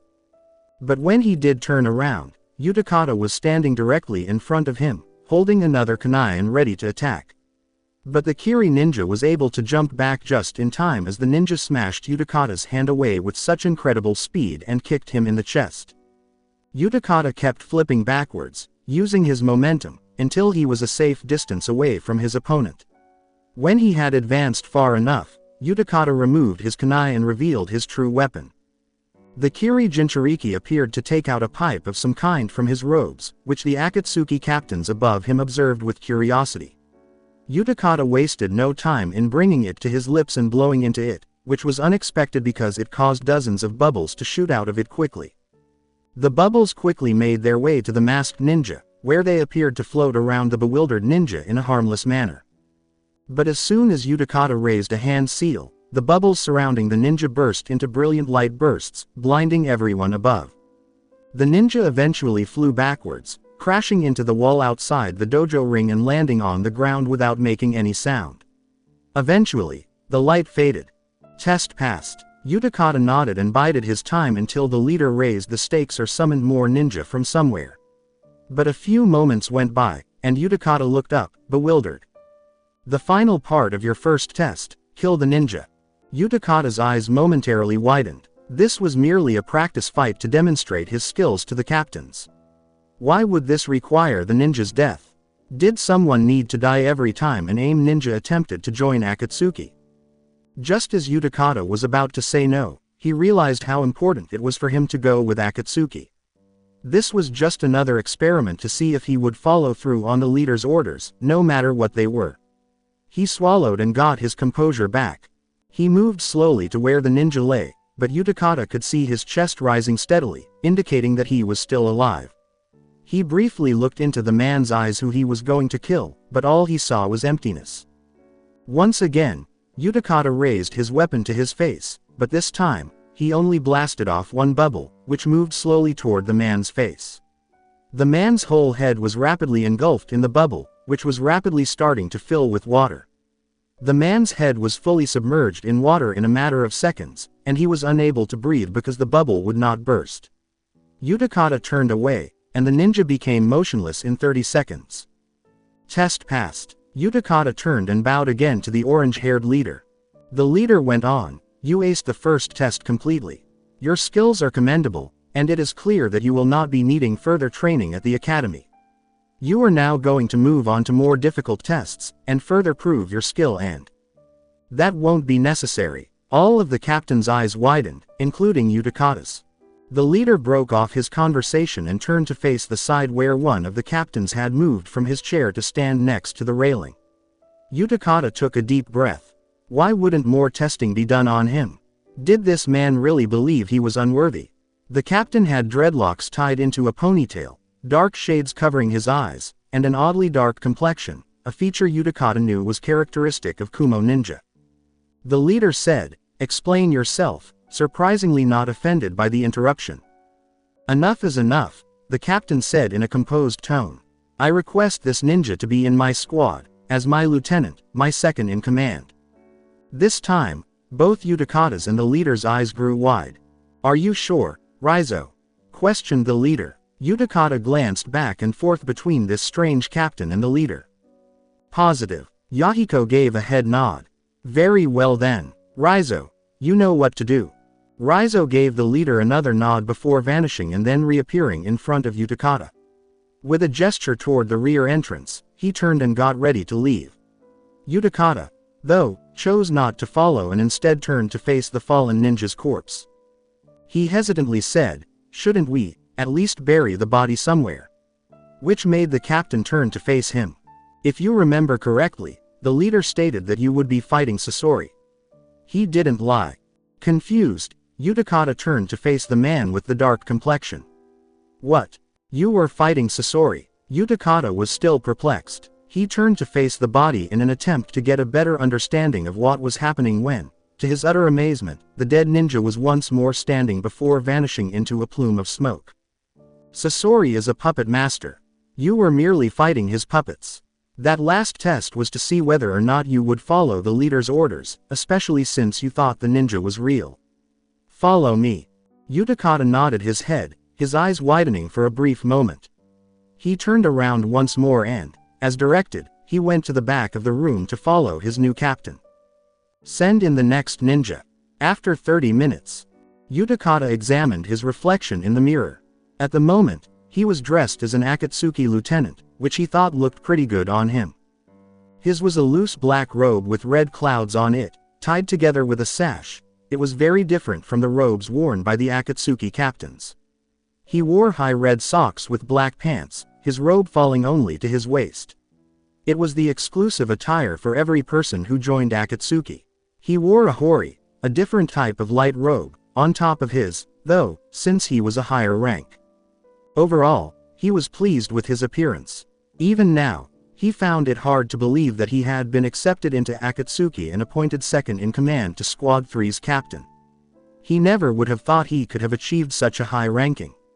It was amazing. "You ready?" When Utakata turned around, he saw his captain standing in the candlelit room behind him, coolly leaning against the door. Given that his captain was an S-ranked criminal, Utakata had briefly experienced terror when he thought he might be a cold-blooded killer and a maniac. However, Raizo appeared to be a calm and collected individual, very similar to himself. "Hi. Good," Raizo said further. "I have some interesting news to share with you. It's strange that Kimimaro picked the two of you right after each other, but it's also surprising that the ninja who showed Akatsuki their abilities right after you both became lieutenants. Maybe she just wanted to get it over with." With a small shrug, Raizo turned around and walked out the door, gesturing for Utakata to follow. "In any case, the leader has called a meeting with all of the captains and their lieutenants after all of the lieutenants were selected for Akatsuki today. I believe he wants to make sure you all have what it takes to be Akatsuki by having you all enroll in some kind of learning program for a few months. He also wishes for this meeting to end quickly. Later today, he needs to attend a crucial meeting. Lead the way. It's time to present each lieutenant to you." Konoha. That morning, Hanabi strolled through the hallways of the Hyuga compound with a composed gait befitting a self-assured heiress. After all, she was the heiress of the Hyuga clan, and she would eventually be in charge of everything here. There were still a lot of things that baffled her, but maybe that was because she was only in her second year of the academy. Still, that was a long way off. Her stepsister Hinata was one of the things that baffled her the most. Although her father had informed her that she was not related to them in any way, Hinata sure looked like one. Aside from her dark brown hair, most Hyugas were black, and her dark brown eyes, Hinata resembled a sister to her. Was she the only one who noticed this? Even though she was an honorable Hyuga, the pride and joy of her father and the elders, and destined to become a powerful leader someday, Hinata was anything but. She consistently got into trouble with her father or the clan, deliberately broke customary Hyuga rules, and even made friends with a boy from the Uchiha clan, for heaven's sake. Hanabi halted his steps and shivered silently for a moment. This girl shouldn't have mixed Hyuga and Uchiha. As the pride of the Hyuga, Hinata was supposed to have some amazing bloodline, and Konoha valued her blood more than gold. Hanabi had previously watched her train, and although she was competent at Juken for someone without a Byakugan, she never witnessed anything extraordinary. It was breakfast time, after all, and Hanabi would need a filling meal for the start of academy today, so she found herself strolling into the Hyuga's dining hall. As she entered the cafeteria, she was ready to make her meal selection when Hinata appeared behind the counters. "Hanabi-ne-chan, hello. What a mess," Hinata joyfully called out, covered in a variety of foods and powders and wearing a cooking apron. Hinata went on, "I made extra breakfast after I finished making it for myself. Would you like some?" Hanabi wasn't a fool. She knew firsthand how good a cook Hinata was, and she wasn't going to pass up this opportunity, strange as it was. She wanted to ask Hinata what on earth she was doing cooking, when she had branch members who could cook for her, but she kept that thought dormant in her mind. She said, "Sure," and then gave her tray to Hinata, who excitedly started to load it up with food. Even though Hanabi didn't really want to, she ended up sitting next to her sister in the dining room. She had to exercise a lot of self-control not to eat her delicious meal like a Uchiha slob. It was that good. "You know," Hanabi said, breaking the hush after a minute or two of eating, "you should be training to regain your honor if you have enough free time to be cooking." Similar to Neji. Though Hinata gave her a slight flinch, Hinata still grinned at her. "I suppose I should, but I enjoy cooking a lot." In response, she hugged her peculiar fox doll, which she carried about with her at all times, and said, "I also enjoy spending time in the garden. I suppose there are too many enjoyable activities to choose from in place of exercise." Though Hanabi disagreed, he chose to keep it to himself. "I guess you're right. Even if you did manage to become a proficient Hyuga, I doubt your father would approve of you again." Hinata's face fell, and Hanabi almost felt guilty for uttering those words, but she quickly smothered the regret. After all, it was Hinata's fault for befriending the Uchiha and disgracing her father. Hinata knew what would happen, and she wouldn't even ask for pardon. "Well," Hinata remarked, clearing her throat, "are you looking forward to today, Ne-chan, your first day of school?" She asked, attempting to sound cheerful once more. With a detached shrug, Hanabi said, "Not really. The grandson of Hokage-sama is a boy in my class who really annoys me. He doesn't behave appropriately." "What are you trying to say?" Hinata questioned her. "A member of an esteemed clan ought to behave accordingly. He spends the whole day being silly. Furthermore, he shouldn't. What makes a member of an elite clan not want to enjoy themselves in class?" Hinata asked once more. "Well, because that's the rules," Hanabi started to reply, but then realized she needed to pause and consider her response. "Oh," Hanabi struggled to come up with a better response, but she was stuck with following the rules. Someone from a powerful clan ought to behave appropriately. "I've finished my meal," Hinata merely sighed, turning back to her own meal and finishing it in silence as Hanabi abruptly ended the conversation, getting up from her plate and leaving. "I'm going to go check on Neji," Hanabi said, leaving Hinata. Somewhere else, inhaling deeply to ease his anxiety and get ready for his training, Neji sat on the wooden floor of a private dojo, legs crossed, eyes closed, two large pots beside him that held nothing but water, and a wooden dummy several yards in front of him. "Mizu Soju," he whispered to himself softly while making the shape of a ram's seal with his hands. The pots next to him shook for a moment, and then the water inside slowly rose into the air, forming two balls of water that hovered beside Neji's head. Neji broke the seal and got to his feet, the water spheres still hovering there. His senses were all fired up, and he saw the door slightly open, indicating that someone was watching, but it didn't slow him down in the slightest. The water moved smoothly, almost as if it were alive, dancing around Neji and yielding to his will, and he began to weave his arms around the air, causing the balls of water to turn into streams and follow the paths of his hands, as if he were waving them. Neji quickly transformed into a circle and threw his arms in a perfect Juken strike, but before his arms could get near the dummy, the water he had been controlling suddenly whipped forward, decapitating the dummy cleanly and leaving its head to roll around on the ground. Neji whirled around once more, but this time the streams of water went back to where they had been resting in the pots next to him. Neji let out a slow breath and looked at the person who had interrupted his training. "You ought to be out practicing with your new Genin squad, right?" Having never seen someone train with anything other than Juken, Hanabi tried to keep a straight face and act like she wasn't impressed with Neji's display of elemental talent, though she wasn't very convincing. Hanabi asked, now leaning against the wall of the training dojo near the sliding entrance. Neji's gaze drew closer to the young girl a few yards ahead of her. What I ought to or ought not to be doing is unrelated to you, young lady, he replied icily, his contempt towards the main branch heiress palpable. In an attempt to project power in front of Neji, Hanabi answered with the same level of coolness, you'd better watch the way you respond to me, branch member, or I just might activate the curse seal on you. Similar to uncle. As Neji kept glaring at her with hate, Hanabi could have sworn that the room's temperature dropped by about 30 degrees. Neji shot back, his voice low and menacing, your current skills in ninjutsu are comparable to that of a dummy. I'd be surprised if you could activate any jutsu. A beheaded mannequin for training. She was the heiress of the Hyuga clan. She was not to be talked to in such a way. Hanabi opened her mouth to yell at him, but to her surprise, Neji started to approach her. Hanabi stiffened, obviously offended. Get out of my way, Hyuga, he said as he passed her. I can only wish that I'm no longer a part of this clan by the time you become its leader. Hanabi was left behind this time, boiling with rage even though she was powerless to stop it. A few hours later, the academy. All appeared normal. Naruto yawned and casually assessed his current circumstances.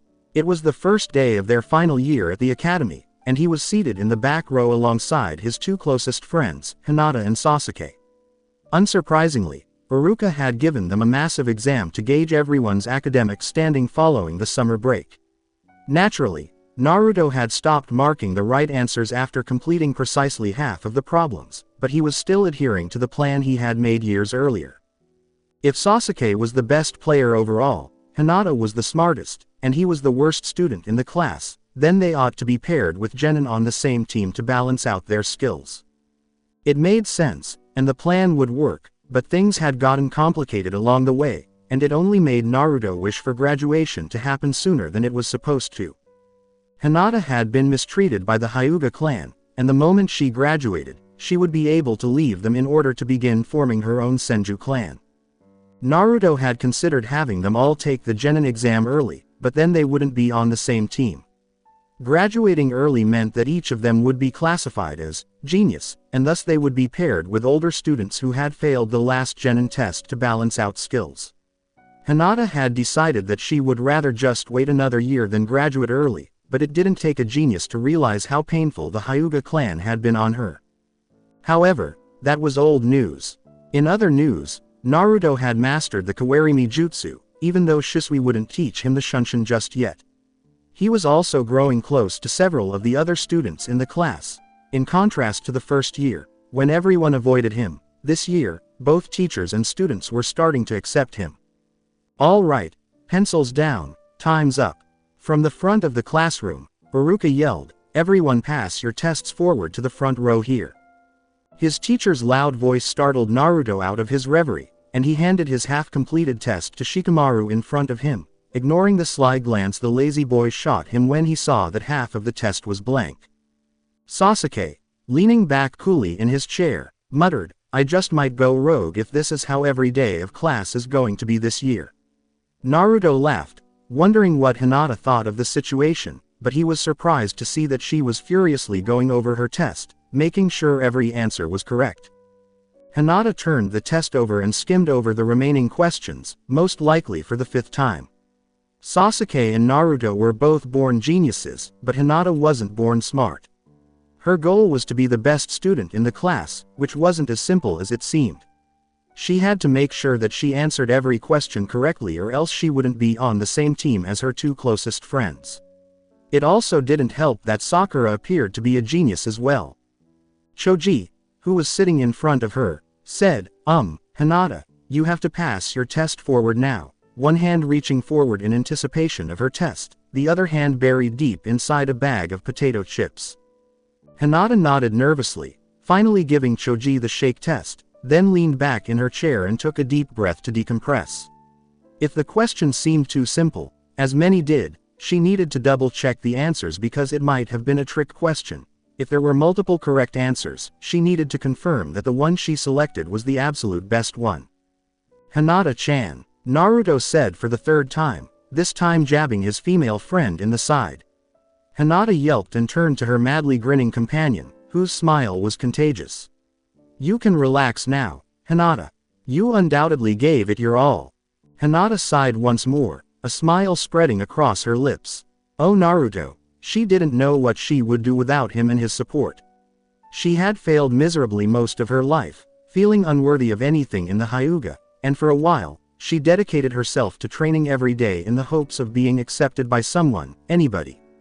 She needed acceptance, and in a place as cold as the Hyuga compound, where it was all but impossible to gain acceptance, Naruto gave her the warm embrace of friendship, accepting her regardless of her actions.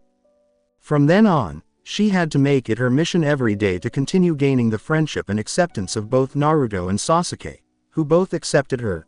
After all, they were the most important things in the world to her, and she had to make sure they could stay together for as long as possible. So, what is your assessment of the test, class? Iruka, gathering the last of the tests from the front row, said something out loud to the class that made the tough teacher laugh. Haha. Well, this is your final year before you guys will be sent out into the real ninja world, so you're gonna have to be prepared. Iruka said, you had better do that if it requires reviewing the material from last year. He almost put the papers on his desk before waving the class out of the room and saying, okay, you guys can start your lunch break. In an hour, return to your seats. Iruka sighed as he watched the last student leave, realizing that just because it was lunchtime for them didn't mean it was lunchtime for him either. He wanted to get an early start on grading the tests, so that he wouldn't have to do them later that night. The class burst into cheer and chatter as soon as the students started filing out of the classroom. Afterwards, as he suspected, the summer break had taken a toll on his students, and so far the class average was a low B, accounting for slackers like Kiba who averaged a C and geniuses like Hinata who had just aced the test. Lunch break was almost over, but Iruka was making record time grading these tests. Since Hinata was usually a shy girl in his class and Iruka wanted the best for all of his students, he smiled and happily wrote, A+, on the top of her paper before circling it and adding a smiley face next to it just to be safe. Iruka was very proud of Hinata for her consistent good grades. When his eyes met the name of the next student's test, Naruto Uchiha, his smile vanished. Despite the fact that most ninja would have been immediately arrested on sight after multiple thefts, the Hokage insisted that Naruto be left uncharged unless he was directly caught right after the act, as the boy at that time didn't have a home and he needed everything he could get. Iruka really didn't understand this kid, but based on rumors and from fellow Chunin, this boy was more talented than he let on. Not only that, but Iruka didn't really believe that a boy stealing food and running away was training for stealth until he'd actually been tricked by the boy himself, but the Hokage insisted that Naruto was actually training to be a ninja, increasing his stealth. Whatever impression Iruka had of the Uchiha prior to the academy was instantly shattered when Naruto entered his class. The boy was an absolute moron. If he knew ninjutsu, he had never demonstrated it to anyone, and every test Naruto took had an average of just over 50%, meaning he was barely passing. Without a doubt, Naruto had the lowest grades in his entire class in every subject: academics, ninjutsu, genjutsu, taijutsu, ninjutsu, and everything else. When Iruka started grading this test, he didn't have high expectations. He placed his answer key next to Naruto's and then looked over both of their first pages, scanning each one for mistakes. To his general surprise, though, Naruto had aced the first page. That was strange. Iruka turned the page and started marking the next one, but even though she was prepared for a lot of mistakes, this one was 100% accurate, just like the first. Whoa, could it be that Naruto actually spent his summer vacation studying to make up for his dismal grades? This test wasn't the easiest, and if Naruto had managed to ace it completely, that meant that he had caught up from all of last year and... Iruka turned to the next page, almost excited to grade Naruto. Iruka frowned as he turned to the final page of Naruto's test and saw that, like the third, everything was blank and that Naruto had not responded to a single question. Naruto's test result was a 50%, which is what he usually received on tests, so it was a shame that the bewildered teacher turned to the front of the test and wrote down the standard, F. As Iruka turned to face the next test, something seemed off. He could understand why Naruto would typically receive a score of about 50, but why would he complete the first section of the test correctly and skip the second? Iruka had assumed that the boy struggled with time management, spending too much time on each question and running out of time to finish, but now that he thought back on it, he remembered seeing Naruto look up at the ceiling for most of the test, lost in thought. That could mean one of two things. Either Naruto didn't realize the test was 4 pages long, or he purposefully skipped the second half of the test. The first possibility was ruled out right away because, although Naruto wasn't his best student, he wasn't exactly a moron. The first half of the test showed that he even answered the trickier questions correctly. That implied that, but why would Naruto intentionally wish to fail a test? Iruka got up and went over to a cabinet where he pulled out a drawer that held a number of folders until finally his fingers pulled out a single folder that had Naruto's name on it. He brought the folder back to his test and opened it, putting Naruto's most recent test on top of it. Iruka skimmed through all of the tests that Naruto had ever taken for him. Iruka pulled out a random test from Naruto's second year of the academy and skimmed through it. He hadn't really noticed it before, but Naruto didn't just average around 50%. Naruto, for the most part, got nearly exactly 50% on every test he had taken, without fail. Upon closer examination, Iruka discovered that Naruto had answered some very tricky and difficult questions correctly, while on another question, he had correctly stated that Orochimaru was the 4th Hokage. Naruto had answered all other questions correctly. As dumbfounded as he was, Iruka laughed, finding humor in the situation. He had always wondered why someone as smart as Hinata, who had never failed a test last year, would be friends with the most foolish student in the class. However, all of that added up to one conclusion: Naruto was purposefully scoring around 50% on every test he took. In other words, he wasn't as stupid as Iruka had thought he was. He was left with a straightforward but challenging question now: why? Usually, the smartest students in the class got along well with the worst ones. He laughed again and recalled the incident from the previous year, when Rock Lee, the worst student, got into a fight with Neji, the class best. However, with Naruto, that wouldn't be the case. If the best student in the class was paired with someone, he would most likely be paired with Sasuke, and the two of them were best friends. It was customary for the worst student to be paired with the academic and overall best in the class. Normally, that team had a very hard time bonding because the rookie of the year always looked down on the dead last, and grudges were formed. But in this year's case, wait a second. He was right. The 3 best friends, Hinata, the best academic, and Sasuke, the best all-around, would be paired with Naruto. With a hand on his head, Iruka leaned back in his chair and said, "There's no way they could have known about that tradition, which only teachers or Jonin knew about. Could they have thought that far ahead?" Naruto was actually a genius for being able to think that far ahead of time, and he sacrificed his pride so that he would be paired with his 2 best friends. He laughed. After all this time, everything was a facade. A joke. Country of Iron. Cage gathering. Itachi was sitting among some of the most powerful men and women in the ninja world, and if something were to suddenly go wrong, he needed to be able to ensure the safety of Konoha's Hokage, even if it meant giving his life.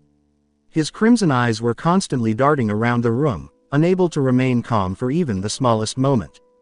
This was not a battle, of course. He was presently seated beside Hiruzen at the fabled round table, where the 5 great nations were first established. Around him sat the kages of each of the 5 nations, as well as an auxiliary ninja of the kage's choosing. The leader of the samurai, of the Land of Iron, occupied one of the seats at the head of the table.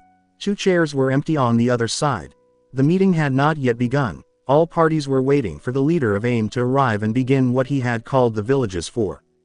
Tensions were high, and not a word had been spoken in public until now, save for the sporadic whispers amongst the seated individuals. Itachi looked shocked to see that the Hokage was grinning broadly. "Lighten up, Itachi," Hiruzen Sarutobi whispered next to the young man, jolting him out of his reverie. "You were lucky enough to be seated at a table of great history. Together with the other 4 Kage, Hashirama and his brother Tobirama proclaimed Konoha to be a great ninja village many years ago in these exact 2 seats. Not only that, Hiruzen added, but you are about to be witnesses to a new change of history. Itachi had not answered yet. One that will be taught in all of the ninja academies and one that will live on forever in the annals of our ninja world's history books. Itachi was about to reply when all side chattering abruptly stopped. The doors to the room opened, focusing everyone's attention on the newcomers. Yahiko, the leader of AIM, entered the meeting room wearing an Akatsuki robe and a ninja headband with the peculiar Akatsuki cloud symbol on the front, accompanied by a blue-haired woman wearing an outfit that matched. They sat down at their assigned seats without exchanging words, but it was not one of the 2 newcomers who broke the awkward silence. Itachi's head turned away instantly. It's crucial to form early impressions, and this child seems like a brat to me. You're not even a Kage yet and you act like you run the place. Declared the Tsuchikage, Onoki, with confidence. You young people really need to grow up. Now, Itachi's gaze flickered between the Tsuchikage and the leader of AIM. Of all the scenarios, Itachi had not anticipated that a meeting as important as this would start with an outright insult to the man who had defeated Hanzo on his own. But even more unexpected was the leader of AIM's response, who stared at the Tsuchikage with a face devoid of emotion for a moment before closing his eyes and opening them to reveal an odd ripple pattern. The man hesitated before opening his mouth to say anything. I'm sorry, Onoki. I hope the wait wasn't too uncomfortable for you. The Tsuchikage's eyes grew wide as he noticed the unmistakable pattern in Yahiko's eyes, completely forgetting his previous accusation. The Rinnegan. It finally makes sense to me why a punk like you could defeat Hanzo. The leader of AIM paused when the spiral of the Rinnegan connected with the Crimson Sharingan, but Yahiko ignored the remark and focused on the rest of the group, his powerful eyes connecting with every single person at the table. Itachi blinked twice as the leader looked into his eyes for a brief moment. He felt unusual. He was at a loss for words. 2 seconds later, the moment was over, and the leader turned to face the entire group. He got up from his chair and said, I have called you all here today for a very important reason. AIM has been the scene of an ongoing conflict between the great nations, smaller villages, and gangs, while the rest of the ninja world has been preoccupied with their own affairs. Hanzo has ruled our village with an icy iron grip, showing no concern for the starving orphans on our streets, the broken families, or the ninja killed. However, Hanzo's despotism is over. I have destroyed Hanzo with my own 2 hands, and I have also used those same hands to create a city on AIM's bloodied grounds. The time has come for the acknowledgement of our now great village. AIM in size is just as big as any other great village, and our competence in ninja is equal as well. Allow AIM to become the 6th great nation of the ninja world. Give us the right that many of us have died to achieve. Yahiko took a seat, leaned back in his chair with a cool demeanor, and let Kage's room serve as the backdrop for his opening remarks. The sages of the great villages started mumbling, but Hiruzen, the Hokage of the Leaf, cleared his throat and spoke first. The well-respected legend was given the quiet he deserved right away, and everyone listened to him quietly. He looked at Yahiko and said, I understand that AIM has grown as a village, and recovered from war. And I'm proud of you for accomplishing that.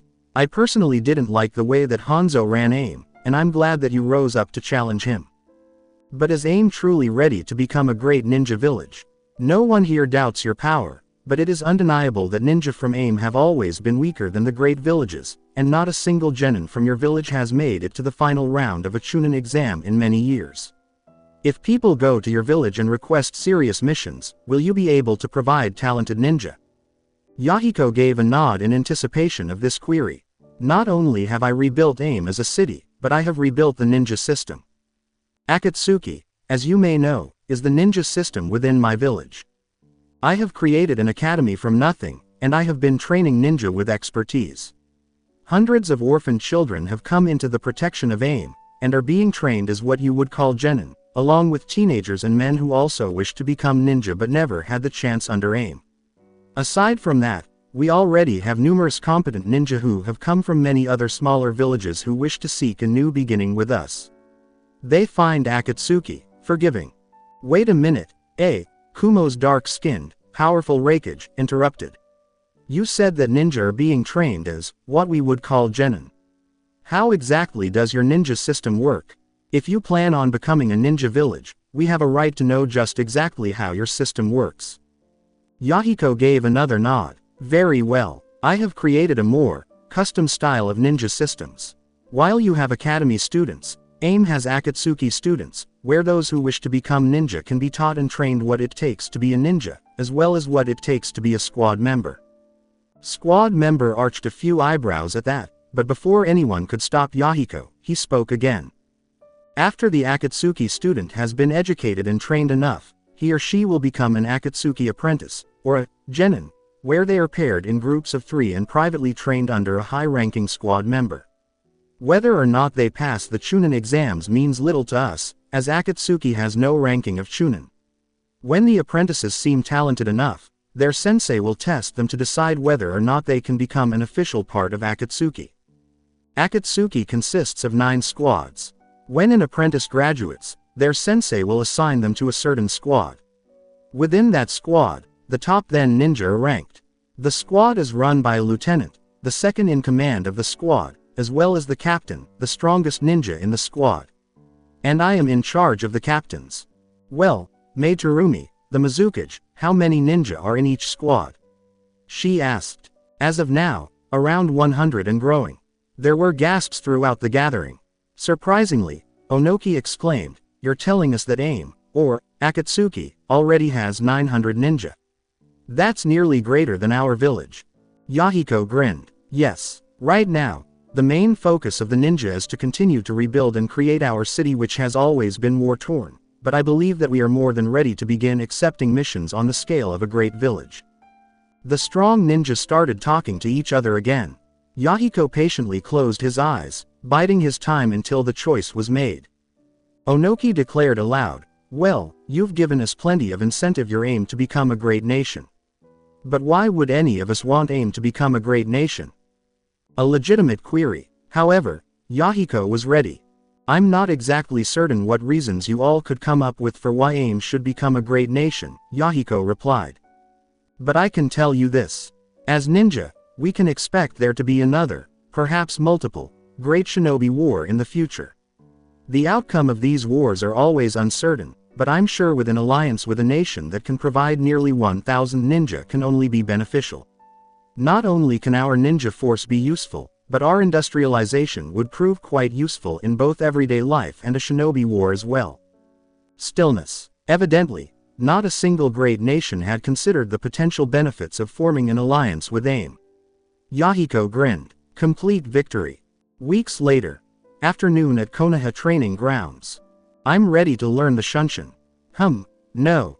With a deep thump, Naruto collapsed onto his back, groaning and placing his hands behind his head as he hit the forest floor. The tall forest trees provided a cool shade from the afternoon sun, which made the area perfect for training. Nevertheless, after yet another demanding training session with his elder brother, Naruto's face was drenched in sweat. Why are you waiting to teach me? Was Naruto's constant point of contention with Shisui. I'm ready to learn it. Shisui, who was resting on a nearby tree, dabbed at some perspiration from his own brow. Shisui said, there are a ton of other jutsu that you haven't mastered yet.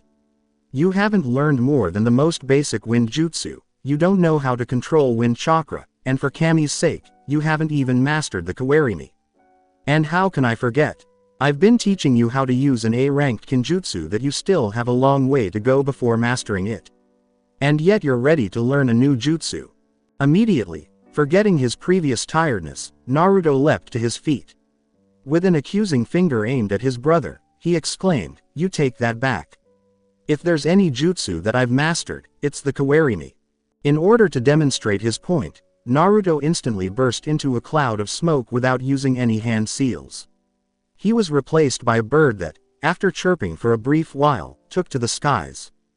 Shisui turned around and looked up, thinking, there's nothing more I can learn from this jutsu. Naruto was lying down on a tree branch. Impressed, but not convinced, Shisui nodded. Well, in my opinion, the most obvious way that you haven't mastered the technique is the giant cloud of obnoxious smoke that comes up during the jutsu. That shows that you didn't know how much chakra to use for the technique, Shisui said. Bewildered, Naruto fell from the tree. Why would that even matter? Doesn't the smoke distract the enemy?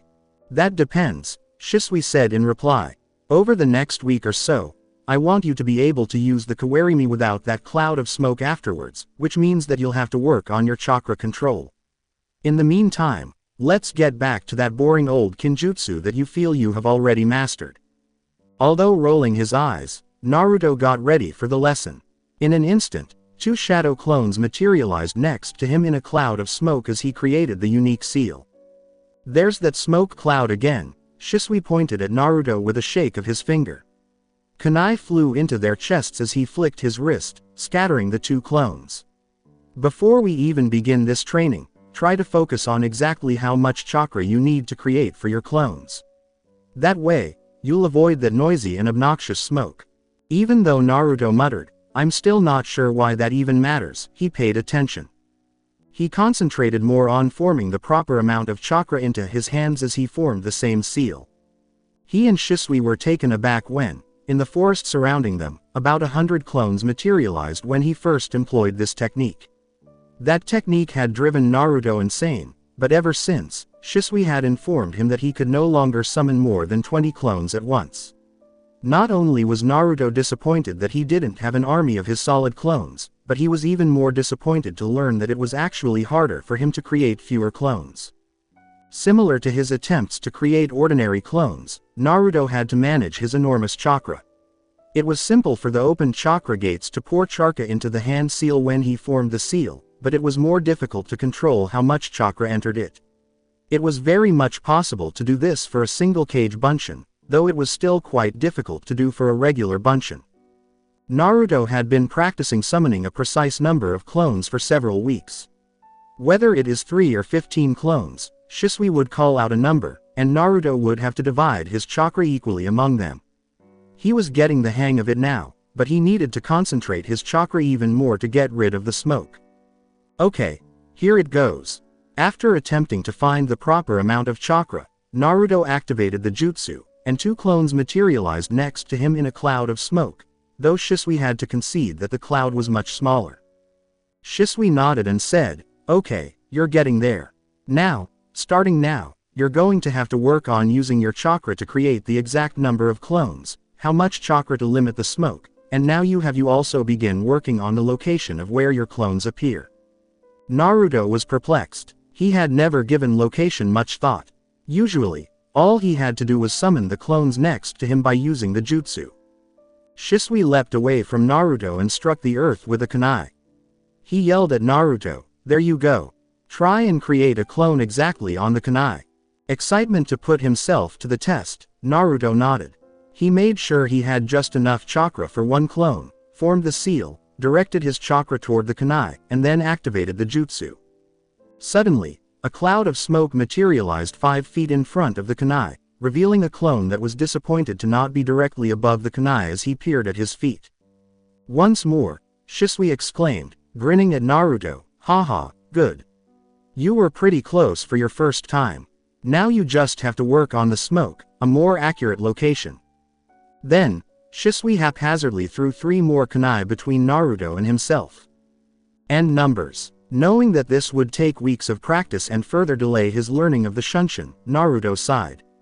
Late at night, to his delight, Shisui took a seat at the well-known stools of the best restaurant in Konoha, which was currently genuinely deserted.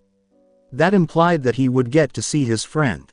Playfully, Shisui called out to the curtain behind the bar, Ayame-chan. In a matter of seconds, the curtain was pulled aside, revealing a stunning young woman donning a cooking apron and carrying a big spoon as she left with a smile on her face. She replied, laughing, we have the service bell for a reason you know. As Shisui took her hand and kissed it. Gasping, Shisui's eyes widened as he pretended to be offended. With an almost comical smile, he asked, is this how you treat your most valuable customer? Ayame put her hands on her hips and rolled her eyes. She tried to give him a hard look as she asked, did you come here to order something or just to annoy me? He sat back down at the stool, turned so that his back was to her, and asked, do I have to be hungry to have an excuse to see one of my best friends? But I guess if you don't want me to come here all the time. Ayame shook her head at his ridiculous antics, blushing slightly on her cheek as she giggled. Shisui was facing her when she turned his stool around and sat down next to him at the front of the counter. She inquired, "So where's Naruto?" Unsure of the boy's whereabouts. "Usually you two come here all beaten up after training." With a sigh, Shisui turned to face the streets. "Realistically, he's probably passed out on the ground somewhere unconscious," he replied. While this might make a normal person gasp, Ayame had enough experience with Naruto to not be startled by this response. She questioned, "He didn't come with you after training?" Shisui responded, a little taken aback, "Nope. He really wants to get this new technique down, and he didn't leave even after I told him I was going here." With a sigh, Ayame turned to revisit her memories. She laughed at the end, finding that picture amusing. "I remember when you two used to come here all those years ago, when he was barely tall enough to see over the counter. He's grown so much." Shisui smiled and turned to face her. "I remember when you were small enough that you couldn't see over the counter," she said. "Now that seems so long ago. But I can still remember the taste of the first bowl of ramen you ever made for me. I had thought that you were the greatest chef in the whole world. And I still do." Ayame grinned at the praise. "And that's why you've been coming here ever since." With a smile on his face, Shisui shook his head. "Well, that's not the only reason I come here," he said, his voice becoming softer. Ayame's face flushed, and she quickly averted her gaze to avoid his sight. "You know, I haven't had as much free time as I used to, being a jonin and all," Shisui said, grinning at her timidity. "How about I treat you out to dinner tonight? I can come back and pick you up in an hour or so when the shop closes. What do you think, Ayame-chan?" After taking a deep breath to settle her nerves, Ayame found the courage to look Shisui in the eyes. I'd really like that, Shisui-kun." Ayame burst out laughing as Shisui got up from his stool and pumped his fist into the air. "Great, it's a date then." Uchiha Compound, night, weeks later. With the exception of his mask, Itachi entered the Uchiha compound slowly and was dressed in full Anbu regalia. All he could do, bloody, exhausted, and dirty, was nod to the two guards who bowed to him on his way to his home. Itachi discovered that participating in these missions was a fun way to pass the time and brush up on his skills, even though he wasn't obligated to as the head captain of the Anbu. In any case, it meant that he had a lot less free time to spend with his family, his clan, and himself. He was shocked to see the kitchen lights on when he got home. Itachi was momentarily confused until he realized that Sasuke was spending the night at Naruto's house in order for Fugaku to have a private meeting with the clan's elders there. Everyone turned to face Itachi as he quietly walked into the room, and Fugaku said, "Welcome home, son." The Uchiha clan's heir, Itachi son of Fugaku, was also a prodigy and probably the strongest ninja in the clan, promising to one day elevate the Uchiha to greatness. All of the elders respectfully bowed before him. "I know you are tired and wish to freshen up," Fugaku deliberately said, "but you need to sit down with us here to discuss some important matters." Itachi gave a nod, then walked confidently to the table where his mother had left an open seat and a cup of tea for him. He had been invited to the clan meetings for the past few years by Fugaku, who wanted him to get early experience since one day he would be leading the meetings. These more private gatherings with Fugaku's most trusted elders weren't the same as the bigger, more significant gatherings that took place in a different building. After Itachi had taken a seat, Fugaku resumed, saying, "I'll continue where I started, so that Itachi can catch up with us. Today, I discussed with village council about several matters which the Uchiha clan wished to settle. Unfortunately, the council denied our clan again of what we wished." Itachi became curious about where this would go. "We have been asking for years to move our clan compound closer to the village center, and the council has denied both our request and the building of a new compound. We have always questioned why the Uchiha compound had to be so far away, secluded from the village, which hurts us politically and economically. Additionally, the Uchiha clan's claim to complete authority over the military police has been rejected by the council. The council still has a great deal of control over how our police force is run, and the income tax over us is still significant and goes to the village rather than the Uchiha reserves. I challenged the council and told them that this was just a means of controlling and restricting our clan's power, but they would not budge from their choice and kept us under control. Itachi's curiosity grew even more as the other Uchiha elders shook their heads in disappointment, wondering how his father would handle these issues. This only serves to validate our concerns about the Konoha Council.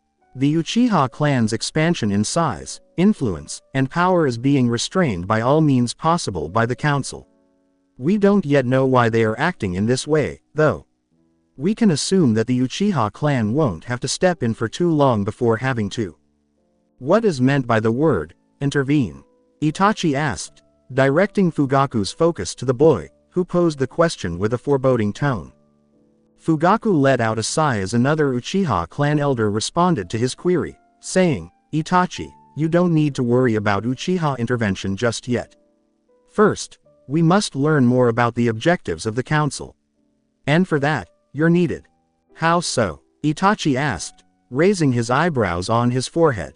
Another elder answered, you've already gained the trust of the council, which means that you'll be able to act as a spy for our clan and gain information on what the council is planning, given your status as the head of the Anbu. Discover the rationale behind the Uchiha clan's limitations. Itachi reclined in his seat with a non-readable expression. Itachi, you must complete this task. In honor of the Uchiha Hyuga Complex, evening. Hiashi-sama, please, come and sit down. Upon entering the Hyuga meeting room, where the clan elders were seated around a large table and motioning for him to take a seat at the head of the table, Hiashi scowled as he strode across the room, took his seat, and leaned back with his arms crossed across his chest. Why am I here, summoned by you? With his pale eyes scanning the elders, he asked. A moment later, one of them cleared his throat, drawing Hiyashi's attention. In a low, gravelly voice, he murmured, Hiashi-sama. It's time we decide on Hinata's fate. Raising an eyebrow, Hiashi said, explain. As you know, Hinata is soon to graduate from the academy, and when she does, she will surely make it to genin rank, said the elder, shifting in his seat. After that, she'll be tasked with starting the Senju clan over again. With a cold, commanding voice, Hiashi said, do not play with me. I know all of this. Now tell me, why have you called me in for this evening? Hiashi-sama, he started, we fear that when Hinata graduates, she will stray far away from the grasp of the Hyuga clan, or even work against us. This time, an elder raised his voice. Therefore, another elder intervened, we believe that it would be very beneficial to the Hyuga clan to stop this from happening. Oh, Hiashi chuckled, how do you think we go about doing that? We figured that if Hinata were never to become a genin, or a ninja for Konoha, then she would remain in the Hyuga clan, and we would be able to mix her bloodline with ours, making the Hyuga far greater than even the Uchiha. Said another elder speaking for the group. Yes, the first elder went on, all of this would be possible if we were to ensure that Hinata is no longer fit to be a ninja. Politics in the future wouldn't be an issue since the Senju would turn into the Hyuga. Hiashi laughed once more and lowered his head as the elders all nodded in agreement. There was silence in the room as he finally mumbled, I.C. When Hinata was first adopted into our clan, we devised a plan to destroy all of her self-confidence. Since it is impossible to master Juken without the Byakugan, we would put her through a rigorous training program and ensure that she could never live up to our expectations. The elders gave a nod, unclear of his intended meaning. And that's exactly what we did, Hiashi said, his voice still gloomy. We broke her from the inside out. When she was younger, she was made to constantly fall short of our standards and watch as Hanabi excelled in all that she failed to do. She felt that the only way she could be accepted into our family was if she trained more. She was desperate for love and acceptance. And it did work for a while. Instead of us having a good relationship with the Senju, we would practically run the Senju, as she would have no confidence in herself. If our plan went through, she would continue to want acceptance into the Hyuga clan and she would have no self-confidence. When she would become a genin, she would basically give us the Senju clan, as an act of good faith, hoping to finally be accepted. But then our plan was hit by a wild card. Here, she ran into her old friend Naruto Uchiha, who gave her the acceptance she had worked so hard to achieve. Gradually, As she became aware that he genuinely cared about her, she began to crave his approval more than ours. And after she graduates, she will leave our clan because she will realize we were nothing but cruel to her, and she will immediately run into Naruto and the Uchiha, who are the ones who have accepted her. I can't help feeling like we set up the Uchiha for success. No, Hiashi said with a laugh that made the elders of the clan very uneasy. If we had given Hinata the attention and, heaven forbid, affection, maybe she would have become friends with the Uchiha, but we would have gotten a lot of her allegiance. Nevertheless, we chose to go all in an attempt to dominate her in place of that. And we almost did, but now, she's nearly out of our grasps. We've practically destroyed her childhood, physically and mentally abused her, and taken away most of her confidence. And, now that we realize how much that failed, you're asking me if we secretly break her leg or poison her or something, so that she can't even become a ninja. You're asking me to take away everything else that she has, all of her hope. Her dreams. The elders said nothing. Shaking his head, Hiashi peered into the palms of his hands. The Hyuga clan knows no boundaries. I know no boundaries. What have I done to my proud clan? And to think that I originally agreed to our plan because I thought it would bring honor to the Hyuga. What would Hisashi say if he were alive? What would my wife say? Hiashi-sama, you're thinking too hard about this. Preventing her from becoming a ninja will provide, attempted to interject one of the elders. Hiashi cried out, enough, as he jumped out of his chair and pounded the table with his fists. Enough already. I've destroyed myself trying to uphold the honor of the Hyuga clan, my family. What honor? What family? I've killed my own brother. Stillness. Nobody dared to interrupt once more. At last, Hiashi started to circle the table and move in the direction of the door. With a single tear in his right eye, he turned to face the elders before he left. With a muttered, "Do absolutely nothing to harm that child," he said. "I've destroyed the life of an innocent girl. I'd rather die than do anything more to her. Or have we died already? The only way I can possibly begin to make up for my sins is by letting her leave this clan as soon as she becomes a genin." He then strode out of the room after saying that. Aim. District of Akatsuki. Rather than being modest by nature, Utakata's lieutenant robes made people around him bow their heads as he strode through the hallways of the academy building in the Akatsuki district. Sighing, he turned the corner in the hallway and ran a hand through his flyaway hair. Nothing in Kiri had prepared him for this kind of celebrity. He wasn't used to it. He worked for Kiri away from the general public there, where he was alone with his one and only sensei. He was about to find out exactly what his new role entailed. He started his classes today with the intention of learning what it meant to be a lieutenant. The last time he had called them, the leader of Akatsuki had mentioned this in passing, but he had only mentioned the start date of the classes. He had been treated like a king for the last few weeks. He was given a big, opulent apartment in a different building with the other captains and lieutenants. He was shown where he could eat. He was given tours of AIM. He received a weekly paycheck, which surprised him and made his eyes bulge every time he saw it. And, best of all, he had access to private training dojos and practically limitless resources to aid in his training. It would be an understatement to say that he struck gold when he signed with Akatsuki. However, it seems that everything good has to come to an end. He had always received one-on-one instruction from his master and had never been required to attend school. That was one of the few things from his past he was glad of. But now, it seemed, he was going to learn what it was like to be a student instead of an apprentice. He noticed a man his age leaning against the wall across from him as he got closer to the door. The man had a white ponytail. It was easy to say that Utakata wasn't particularly good with people because he didn't really know what a social life was, but he might as well start here. He needed to make some friends because, aside from his captain Raizo, with whom he had been meeting occasionally, he knew almost no one here. He turned and looked at the guy, saying, "Hey," in a casual manner. While it wasn't strictly required, he didn't wear the same lieutenant robes as Utakata. "Are you here for the first class for lieutenants?" With a smile on his face, the man shrugged off the wall. "Yeah, sure." The unusual response confused Utakata a little, but he too shrugged. "Let's go then." The two men went into the room together, and when Utakata walked through the door, he had no idea what to expect. The room was huge, which was the first thing Utakata noticed when they walked in.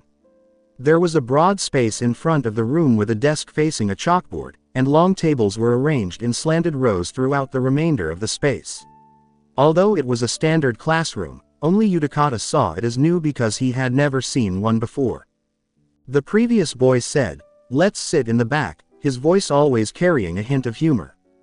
Though she wasn't really listening, Utakata nodded. The room's 10 or so ninja inhabitants were the second thing he noticed, and this provided Utakata with a clear revelation that he had ostensibly overlooked earlier. He was probably the only guy in the room his age, along with the guy with the white ponytail. The fact that every other person was at least 20 or older intimidated him a little. He already knew everyone there was a strong ninja from different countries, even though they were all wearing the same Akatsuki headband. "Ah," yawned the man beside him as he reclined in his rear-facing seat and elevated his feet on the desk. Sitting beside him, Utakata couldn't help but feel more at ease. He might as well be at ease if the guy next to him is. After a brief interval, the man asked Utakata, "So what's your name? Where are you from?" Utakata swiveled to face the odd child. "My name is Utakata, and I come from Kiri." He chose to omit his Jinchuriki heritage and the fact that he fled after killing his master. Akatsuki represented a fresh start, his past was behind him. The guy backed up and said, "Really? That's cool, I'm from Kiri too. My name's Kimimaro." Utakata nodded and considered that name for a short while. He was positive he had heard it somewhere before, and upon reflection, Kimimaro did appear to be somewhat familiar. "You," another familiar voice called out to Utakata from his left, startling him out of his reverie. When his eyes met the one person he wished he had never met again, he turned his head and scowled instantly. With a sigh, Utakata turned to face the blue-haired girl he had met shortly before his test and asked, "How did you get to be a lieutenant too?" Kind of like what she did just now, she had been the obnoxious and conceited one who had interrupted his quiet meditation. With the exception of her skirt instead of her pants, the girl's lieutenant attire was exactly the same, so she crossed her arms over it. That could only indicate that she had also attained the rank of lieutenant. Bravo! It also meant that for the next few weeks, he would have to spend all of his time in this annoying girl's class. With his hands on her hips, she replied, "My obvious skills helped me get to be a lieutenant."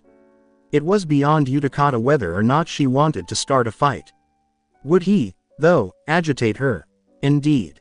I'm assuming that you must know of an awesome genjutsu that fooled everyone into thinking you have talent, Utakata replied with coolness. That, or the captain that chose you as both blind and deaf. Gurren. Utakata and Gurren, the girl, both looked at Kimimaro, the person who had called her name. Utakata had a bewildered expression on his face. I wonder if this girl would irritate everyone she met. You know this girl? He inquired. With a smile, Kimimaro gave a nod. In contrast, Gurren let out a gasp and collapsed into the seat behind her. She whispered in surprise, "Why are you here?" which escalated Utakata's mounting bewilderment. In contrast, Kimimaro simply gestured for her to stop talking by winking at her and raising his hand to his face. He said, "This is Raizo's homeroom," as though that clarified everything. I was going to meet him outside to talk with him for a bit, but going to his class seemed like a fun idea. The front door of the classroom opened again before Utakata could ask any more questions, and the conversation in the room abruptly stopped. Raizo entered the classroom, strode to his desk, and sat there staring at the silent class in front of him while dressed in his Akatsuki captain robe and dark shades. He finally sighed and lowered his head, shaking it back and forth, following a solid 5 seconds of quiet. This was the complete opposite of the noisy classroom he had anticipated.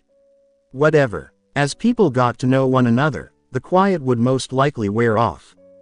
He yelled, "Welcome to homeroom," loud enough for everyone to hear. "My name is Raizo, captain of the 3rd squad of Akatsuki." The astonished class let out a few gasps. Their homeroom teacher was going to be an Akatsuki captain. Raizo said, "I know you're surprised now," which caused the class to quiet down once more. "But let me explain how this is going to work first. This is your homeroom class, and you're going to report here 5 days a week, at the same time. This class only lasts about 20 minutes, and it's basically to relax before your real classes begin, mark attendance, and give you guys news about what's going on. Groups. Yes. Thus, the leader made the decision to divide the material into several periods rather than packing it all into one class. Each of you will need to review foundational materials, both academic and ninja related, so you'll be taking a lot of classes where the instructors make sure you understand the fundamentals of those subjects. As I mentioned earlier, homeroom comes first. After that, you guys study history with Kakuzu, I believe, and he will direct you to the next location. Raizo said, "Oh yeah, I forgot to mention," as he fixed his gaze on the class's blank faces. The majority of the Akatsuki captains were employed by the leader to serve as your instructors. I suppose that being the homeroom teacher gave me the easy ride. Nevertheless, since there are only 10 of you in the class, this should be a great chance for you to get to know some of the captains. But why are there 10 of you here? There are just 9 captains here. Scanning the room quickly, Raizo saw that some of the ninja were as young as Kimimaro, some seemed older than him, and one was, in fact, Kimimaro. Ah. Kimimaro, why are you in this class at all? Raizo asked his troublemaking friend, who was snickering in the back. The entire class then turned to the back to look at the 3 kids who were sitting back there, one of whom was a captain. Don't you have your own class to teach? Kimimaro leaned back in his chair, grinning and shaking his head. Nope, I made the decision to become a student instead of a teacher because the leader clearly didn't trust me to lead a class. Rather than shoving the boy out of class, Raizo just sighed and bowed his head. What do you know? Finally, he shrugged nonchalantly, go for it. I'd love to see how Deidara or Orochimaru handle you. Enjoy yourself. For the rest of you, this will essentially be like returning to the academy, if you have ever attended, with the exception that this time, you will be receiving instruction from experts on critical subjects. Similar actions are being taken by all the other creators of Akatsuki, so this shouldn't last longer than a few weeks. But the real beginning of AIM, the 6th grade nation, will happen when you guys graduate and become official Akatsuki. I wish you luck. Konoha. In the afternoon. Shisui yawned. It was a Saturday, and Naruto and his friends didn't have school, but the kids still wanted to train with Shisui. That was beyond him. Now that he thought about it, if he had a second chance, he would rather spend his childhood playing around with other friends instead of training, but then again, if he... With a swift movement, Shisui cocked his head to the right, letting a blunt kunai fly exactly where his head had been. Shisui yelled, I'm alarmed. My senses have heightened, as I presume that at least one ninja is trying to kill me, to no specific person. With his hands sealed, Sasuke leapt out of the trees and 20 yards ahead of Shisui, unleashing a massive fireball that shot in the direction of the grinning Shisui in an instant. This surprises me. Even as the fireball was hurtling toward Shisui, he let out a loud cry, I'm thinking there's just one ninja attacking. When Shisui leapt high into the air above the fireball to avoid the fireball, a dozen shuriken came hurtling toward him, but Shisui vanished from view before the shuriken could make contact. He reappeared 5 feet in front of Sasuke a moment later, grinning and saying, I reveal myself to be a skilled opponent. To his astonishment, though, Sasuke suddenly backflipped high into the air, and a glowing palm appeared in his place, hurtling toward Shisui's chest. Shisui scrambled back to evade the palm attack, but Hinata was right behind him, unleashing a barrage of deadly precision and speed as she attacked his pressure points. Shisui's smile widened as he tried to dodge every blow that Hinata delivered. I'm surprised and caught off guard that there are multiple attackers, he said to the brown-haired Hyuga, who drove him back with unrelenting intensity. 2 hands suddenly shot out of the ground and grabbed onto Shisui's shins. Hinata struck him with both of her palms at the same moment, and Shisui was forced to grab both of her hands because he could no longer dodge. Shisui swore, suddenly frozen in place, and looked down to see a katana piercing his chest clean through. Turning around, he saw Naruto grinning and holding the katana. The actual Shisui emerged in the clearing, his hand resting on his chin in a contemplative stance, while the shadow clones of Shisui and Naruto burst into a cloud of smoke, imprisoning him underground. Well, let's see. You needed about 30 seconds for that. Whoa, it sets a new benchmark. To the disapproval of both Sasuke and Hinata, Shisui grinned and tousled their hair. Well, considering that this was the 10th time in a row doing the same exercise. That is, he said, why don't we call it a day and send everyone home? Anyhow, I have to go ahead and get ready for some dumb meeting. I think your brother wanted to talk to you about something, Sasuke, so you should come with me. Naruto glanced at Hinata, whose expression was crestfallen, and he knew why. Sasuke shrugged and followed Shisui as he started to walk away. Are you guys coming? To his two remaining friends, Sasuke posed this question. With a shake of his head, Naruto said, well, I'm going to unwind here for a bit. Would you like to stay with me, Hinata? Though family and fun awaited Naruto at the Uchiha clan, Hinata going home to the Hyuga clan wasn't even close to that, so instead he had decided to do everything possible to prolong Hinata's return to her own compound, and to his relief, Hinata's face lit up again, revealing to him that he had solved her silent but obvious problem. After a moment, Sasuke nodded and spun around, sprinting to catch up to Shisui. Whoa, that's right, if you can, please avoid this girl. Regarding this, I can only see trouble ahead. I can't do that, Naruto said, shaking his head in his head. You are aware that she is my closest friend. Then you'd better be prepared for the many consequences of attachments. Naruto reflected, I don't like the way you said that. So for now, don't worry about me. Assume everything in life is ideal and that you, Sasuke, and Hinata will all live to be old together in Konoha. Just remember not to cry on me when it all falls apart. Hello, Naruto-kun. Shaking his head to clear his mind, Naruto acknowledged that sometimes talking to his dark side made him nod off in the real world.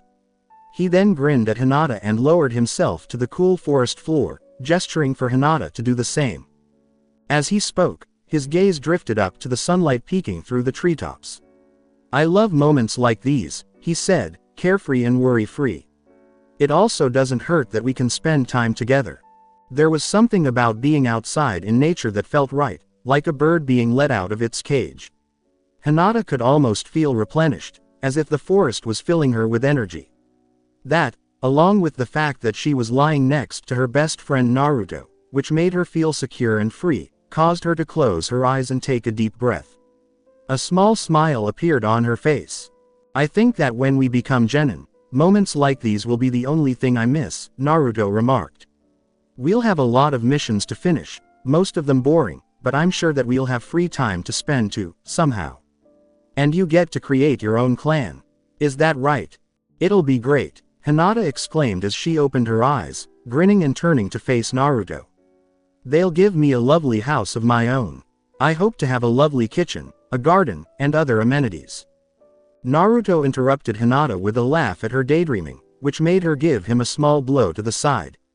Will I at least be invited to your house every now and then? After giving her a light back punch, Naruto inquired, or will you ban me from your house like Hiashi Baka? Of course. Hinata's smile vanished, and a serious expression took its place. She sat up and addressed Naruto, saying, that's going to be my first law of the new Senju clan. That anyone who doesn't like Naruto Uchiha isn't welcome to come, and he is welcome to come whenever he wants. With a smile, Naruto joined her in her chair. I like that law. Make Hiashi and Neji illegal as well. Hinata's expression fell at this, and Naruto cursed in his head for having overlooked the subject's sensitivity. It's not Neji's fault that he's upset with me, she muttered as she glanced down at her hands. And it's not your fault either, Naruto reassured her, wrapping an arm around her. Hinata Haim, if anyone's at fault, it's me. But we've already discussed this. Let's celebrate the fact that we are now friends and that after we graduate, you won't have to worry about the Hyuga clan. As he deliberately leaned toward Naruto, Hinata let out a deep breath to relieve her tension and let a little blush spread across her cheeks. I don't care about the Hyuga clan, or if I have to stay in that clan forever, she said quietly to him. As long as you don't leave me, I'll be happy. I'm not leaving you, Hinata, sighed Naruto, shaking his head. I never will. That is sensitive, are you serious about that? Despite the voice's unceasing pessimism about life, Naruto maintained his composure and said, of course I do. You seem determined, I notice. Oh well, that's the way of youth. Hopefully, as things get harder, your opinions will shift. Times aren't changing, was Naruto's response, not really paying attention to that exchange. He thought for a split second that he heard the sigh. Right now, I guess. But I can't help but sense that the ninja world is about to witness a war so terrible that it will alter everything. There's not much you can do to get ready for the impending war, this is just the quiet before the storm. Akatsuki, hee. That Rinnegan boy seems to know a thing or two about what he's doing, but not in the manner I would manage the company. Naruto ignored the voice entirely, preferring to live in the now with his closest friend. He didn't think that a war was coming, but graduation was coming sooner than he had thought, and he would finally start his ninja years. So this was it for today. I will continue the story in next part. Till then, we weeb offline.